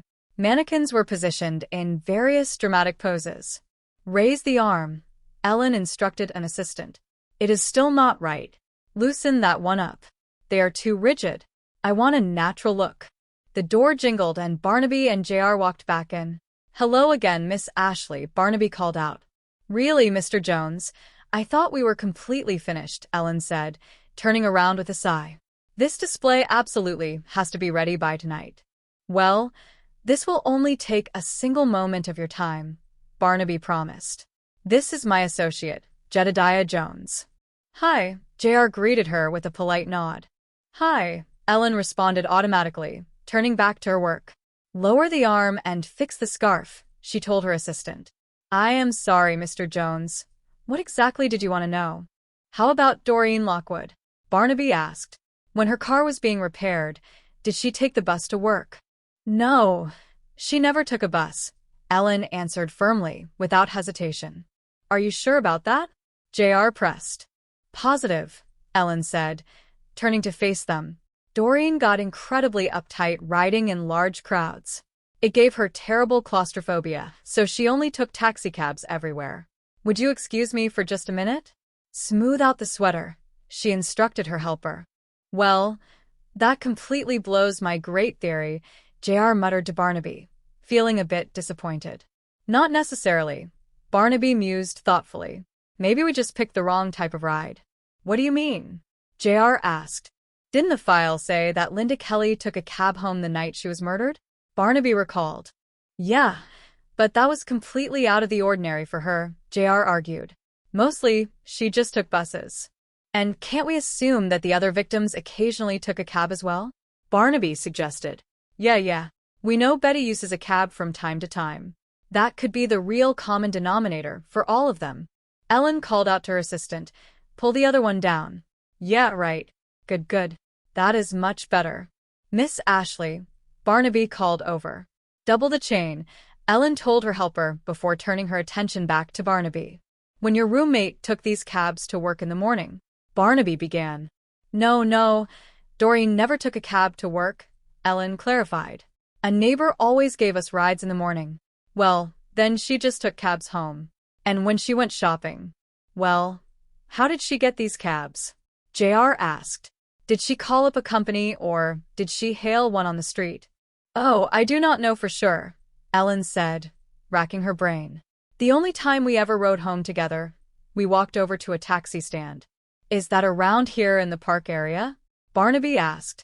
Yes, over by the south entrance, Ellen confirmed. Thank you, Barnaby said with a warm smile. Thank you very much. Come on, Jedediah. Ellen turned back to her display, shouting, Tighten the blouse. As the investigators headed out to track down the new lead. Back at the office, Betty was working diligently when the door opened, and Henry Pearson, the building's mild-mannered tax consultant whose office was down the hall, stepped in quietly. He looked polite and professional, holding a small folder. Mr. Pearson, Betty said, looking up. I am sorry, Henry said, offering an apologetic smile. I did not hear you come in. Oh, you look so busy, I did not want to interrupt. I am sorry. I did not mean to frighten you at all. That is absolutely all right, Betty said, letting out a breath. I am just a little skittish these days. What can I do for you? I was hoping to see Barnaby, Henry explained, glancing around the room. Oh, I am sorry. He is not in right now, Betty replied. Is it about the quarterly tax return? No, Henry said quickly, waving his hand. Nothing to do with that at all. Is there anything I can do to help? Betty offered kindly. Well, I think something highly suspicious is going on in this building, and I thought Barnaby ought to know about it, Henry said, lowering his voice. What do you mean by suspicious? Betty asked, her interest piqued. Betty, there is someone prowling around right out in our hallway, and this is definitely not the first time I have spotted him, Henry claimed, looking toward the door. Suddenly, a loud noise echoed from the corridor. Good heavens, Betty, Henry exclaimed, stepping back. Betty's protective instincts kicked in. Stay here, she instructed, moving toward the door. In the hallway, a tense confrontation unfolded as Will Gowan stood with a look of surprise. It is all right, Betty called out as she saw him. What is the matter? What is wrong? Will asked, looking confused as Henry emerged from the office. I do not know, Betty said, trying to calm everyone down. It is all right. It is all right. It is just Mr. Pearson. He is Barnaby's tax consultant from down the hall. Will lowered his stance, realizing the situation. Then what are you doing with the gun? Henry asked, noticing the security presence. Oh, I am sorry, Mr. Pearson, Betty explained quickly. This is Sergeant Gowan from the Los Angeles Police Department. He knows I cannot stand the smell of cigars, so he goes outside into the hall to smoke. I just completely forgot he was out here. I am sorry. With all these guns around, no wonder people are always shooting at me, Henry joked nervously, trying to laugh it off. We are not shooting each other, Will said with a faint smile, trying to be pleasant. Betty, I will give up the cigars, or you give up the gun, huh? Oh, well, this is really beginning to get to me, Betty admitted, the constant tension wearing on her despite her best efforts to stay positive. At the taxi dispatch company office, the atmosphere was loud and chaotic. Telephones were ringing, and the crackle of the radio filled the room. The dispatcher, a gruff but helpful man named Mr. Collins, was barking orders into his microphone. Okay, Charlie, pick up a passenger at the corner of Broadway and 3rd, Collins said into the radio. And pronto, the lady is pregnant. Walt, the tow truck is on its way. Now, the rest of you guys, I am taking a short break, so bug off for a while. Unless it is an absolute emergency. He turned off the microphone and looked up at Barnaby and JR, who were waiting patiently. Sorry, gentlemen. I guess I could say you picked a bad time, but it is always exactly like this around here. Where were we? You were telling us about the cab stand at Lafayette and 8th, Barnaby reminded him. Oh, yeah, it always gets a lot of action, Collins recalled, leaning back in his chair. Most of the drivers like to work there because there are a lot of short trips, which means better tips. Well, how many drivers would you say service that stand regularly? JR asked. Oh, about 12 to 14 operate out of there as a regular routine, Collins estimated. There is a roster we used last week, right over there. Well, we are looking for a specific driver who is about 40 years old, Barnaby explained. He is tall and thin. He walks with a noticeable limp. Is there anybody on this list with that exact description? Man, they come and go in this outfit so fast, Collins said, shaking his head as he handed over the sheet. I just know their names, not their faces. Do you mind if we keep this list for a bit? Barnaby asked. No, go ahead, I have plenty of copies, Collins allowed. Just then, a driver walked past the office window toward the garage. Hey, Marty, Collins called out, pointing. Driver right there by the gas pump. Why doesn't somebody clean this total heap of a car? Oh, that is Ted Wilson. His name is right there on that list. But, he is kind of a gypsy driver. He operates out of Lafayette Park one day and Union Station the very next. Well, thank you very much, Mr. Collins, Barnaby said, shaking his hand. You have been a very big help to us. Always glad to oblige, Collins smiled. Outside in the garage, JR looked toward Ted Wilson, who was busy with his vehicle. Well, are we just going to let him get away right now? Yeah, until we are absolutely sure he is the right man, Barnaby cautioned. Which car is yours, JR? Oh, the little red one over here, JR pointed out. Okay, I am parked right across the street, Barnaby said. You can drive me to my car, and then I will follow you home to check on Betty. Well, it is really not necessary, JR said. We will do it my way, okay? Barnaby insisted with a warm, grandfatherly authority. Yes, sir, JR smiled, respecting the veteran's wisdom. Moments later, Wilgowan was walking back toward his parked car near the office building when he noticed something tucked under the windshield wiper. It was an envelope. He pulled it out, opening it cautiously. Inside was a chilling photograph of Betty Jones, taken from a distance without her knowledge. On the back, a message was scrawled in block letters. Will stared at the photo, his heart pounding. Don't touch it, he muttered to himself, realizing the implications. The message on the back read clearly, We will be together soon, my darling. The killer was actively watching them, escalating his timeline just as Barnaby had feared. Hoping to get a definitive identification, Barnaby and JR brought the list of drivers and a collection of department photographs back to the boutique to show Ellen Ashley once more. Mr. Jones, if that display isn't finished on time, Ellen pleaded as they walked up. Bear with us just a little bit longer, Miss Ashley, Barnaby requested gently. Yeah, I just think what it would mean if one of those drivers was the actual guy in the hallway that night. JR held up a photograph of Ted Wilson. Here comes another one. Is that the man you saw, Miss Ashley? Ellen stared at the photograph, her brow furrowing as she tried to project her memory back to that dark night. Oh, I am simply not sure. Could it be him? JR pressed. It could be him, Ellen admitted, looking closely at the features. It could be him. He is certainly tall enough. I mean, I would love to say a definitive yes, but I honestly cannot. I just cannot be entirely sure. Well, thank you for trying anyway, Barnaby said, always polite and understanding of the limitations of human memory under stress. Well, there goes our last solid chance, JR sighed as they walked out.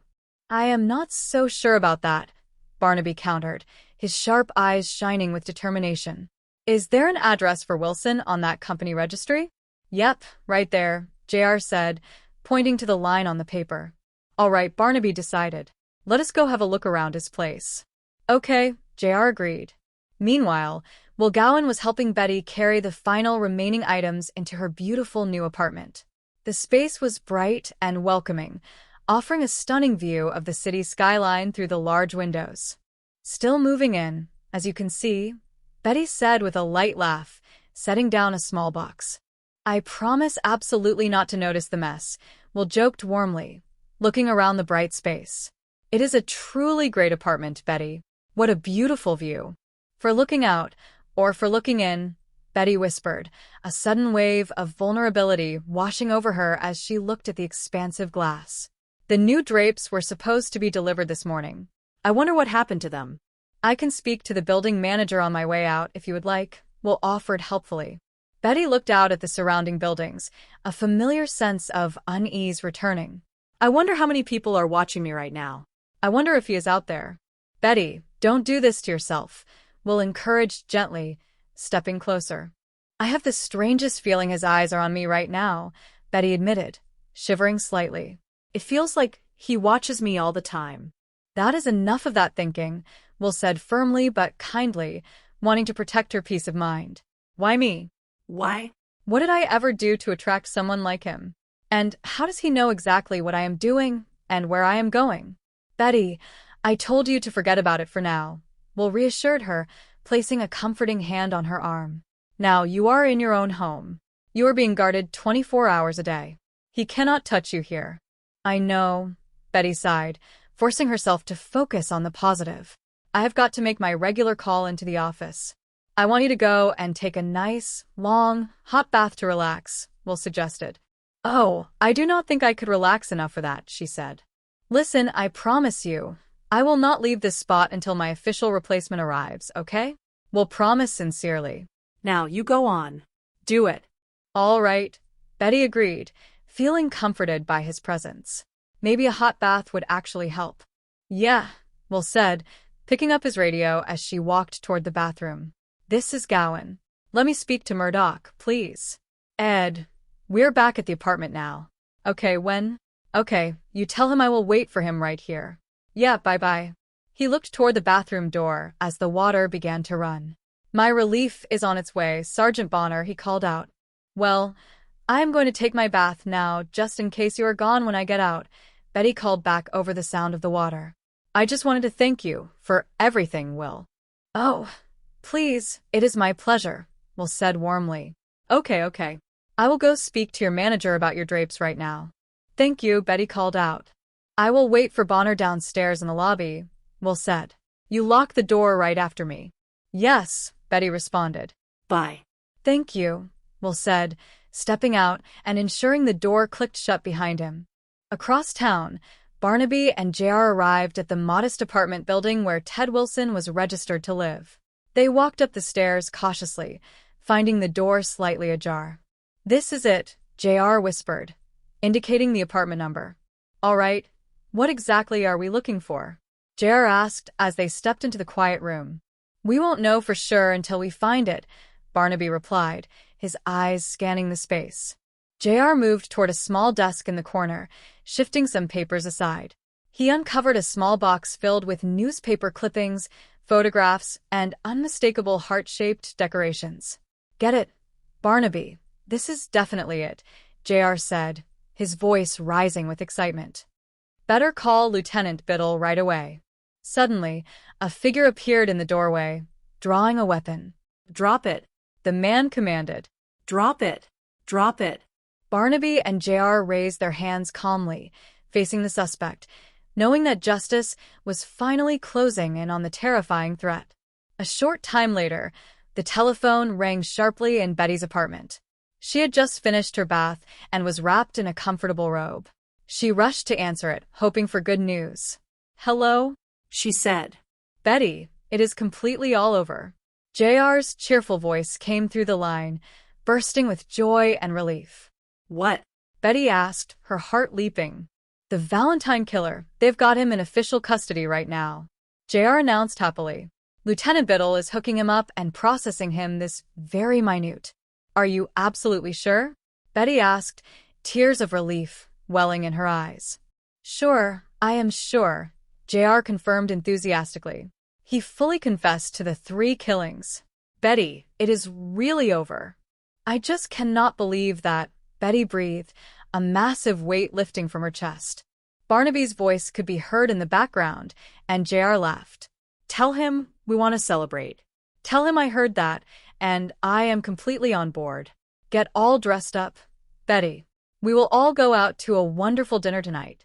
How does that sound? That is absolutely terrific, Betty said, her face lighting up with a radiant smile. Only hurry back, all right? We're on our way right now, JR said. Listen, Barnaby, tell JR that Betty started to say, but suddenly, A shadow moved from the hallway of her apartment, and a cold hand gently took the receiver from her hand, hanging it up with a soft click. Betty spun around, her breath catching in her throat. Standing before her was not a stranger, but Henry Pearson, the quiet tax consultant from down the hall. He held a small, silver revolver, his expression a terrifying mix of calm affection and deep delusion. "Sorry, I am not exactly who you expected, Betty," Henry said, his voice soft and polite, completely contrasting the weapon in his hand. "But I am not jealous because very soon I will be the only one and the only man in your entire life. Watch for me. I am very close." Back at the police station, Barnaby and JR were wrapping up the paperwork with Lieutenant Biddle when a sudden realization struck the veteran investigator. "If it is not out to the newspapers already, I will see what I can do to keep it entirely under wraps for a while," Biddle said, referring to the arrest. "Good," Barnaby nodded. "John, does Wilgowan know anything about all this yet?" "Well, Lieutenant, if he does, you better tell him to cool it and relax," JR added. Wilgowan? Biddle asked, looking confused as he checked his duty roster. "Yeah. You assigned him to guard Betty, didn't you?" Barnaby verified. No, I never gave Gowan that specific detail," Biddle revealed, his brow furrowing. "He is supposed to have this entire week off. I assigned Sergeant Taylor to the first shift." Lieutenant Biddle turned to his intercom. "Talk to Sergeant Taylor, please." Barnaby turned to Betty, who had been brought into the station for safety after a brief scare, though the timeline of events was becoming clear. "Betty, what exactly happened between you and Will last year?" "We dated a few times," Betty explained honestly, trying to remember. "He was a lot of fun, and I truly enjoyed his company. He just got far too serious far too soon, that is all. And I broke it off gently." Biddle spoke into his phone. "Taylor, tell public relations to be absolutely sure to keep Wilson's arrest completely under wraps for now." And Taylor, who shifted her on the duty roster. "Why doesn't somebody tell me these things?" All right, is there anything else?" "Yeah." "How long ago?" "Yeah, all right. Yeah, I will be right there." Biddle hung up the phone, looking grave. "Well, we just got a positive identification on that dead woman we found over in Devonshire. Mary Alice Watkins. No current address listed." "What about Wilgowan?" Barnaby asked, trying to connect the pieces. "He traded duty with Sergeant Taylor voluntarily," Biddle explained. "He said he wanted it for deeply personal reasons." "Betty," Biddle said, turning to her, "I will round up a couple of reliable men to keep an eye on you until we sort this out." "It won't be necessary," Barnaby intervened, his sharp mind already putting a completely different puzzle together. "Jedediah and I will take the full duty tonight." "I guess that will be all right," Biddle agreed. "I will check in with you later." "All right," Barnaby said. As they walked out, Betty looked deeply pensive. "What is wrong, Betty?" JR asked gently. "I was just trying to remember where exactly I heard that name before," Betty murmured. "What name?" Barnaby asked. "Mary Alice Watkins," Betty said, tapping her chin. "It is really familiar to me. How come?" "I do not know," Barnaby said. "Mary Alice Watkins," Betty repeated. "You wrote it down once," Barnaby noted. "I did." Betty realized, her eyes widening. "I wrote it down in your personal appointment book about. It has to be 2 weeks ago. I just cannot remember exactly why I made the notation in the first place. I am just hoping that there is some clue as to why I made the notation in the first place," Betty said as they arrived back at the office to check the logs. "I do not know. How did he get in to put that there? When does it ever stop?" "Take it easy, Betty," Barnaby comforted her gently. "Remember exactly why we are here."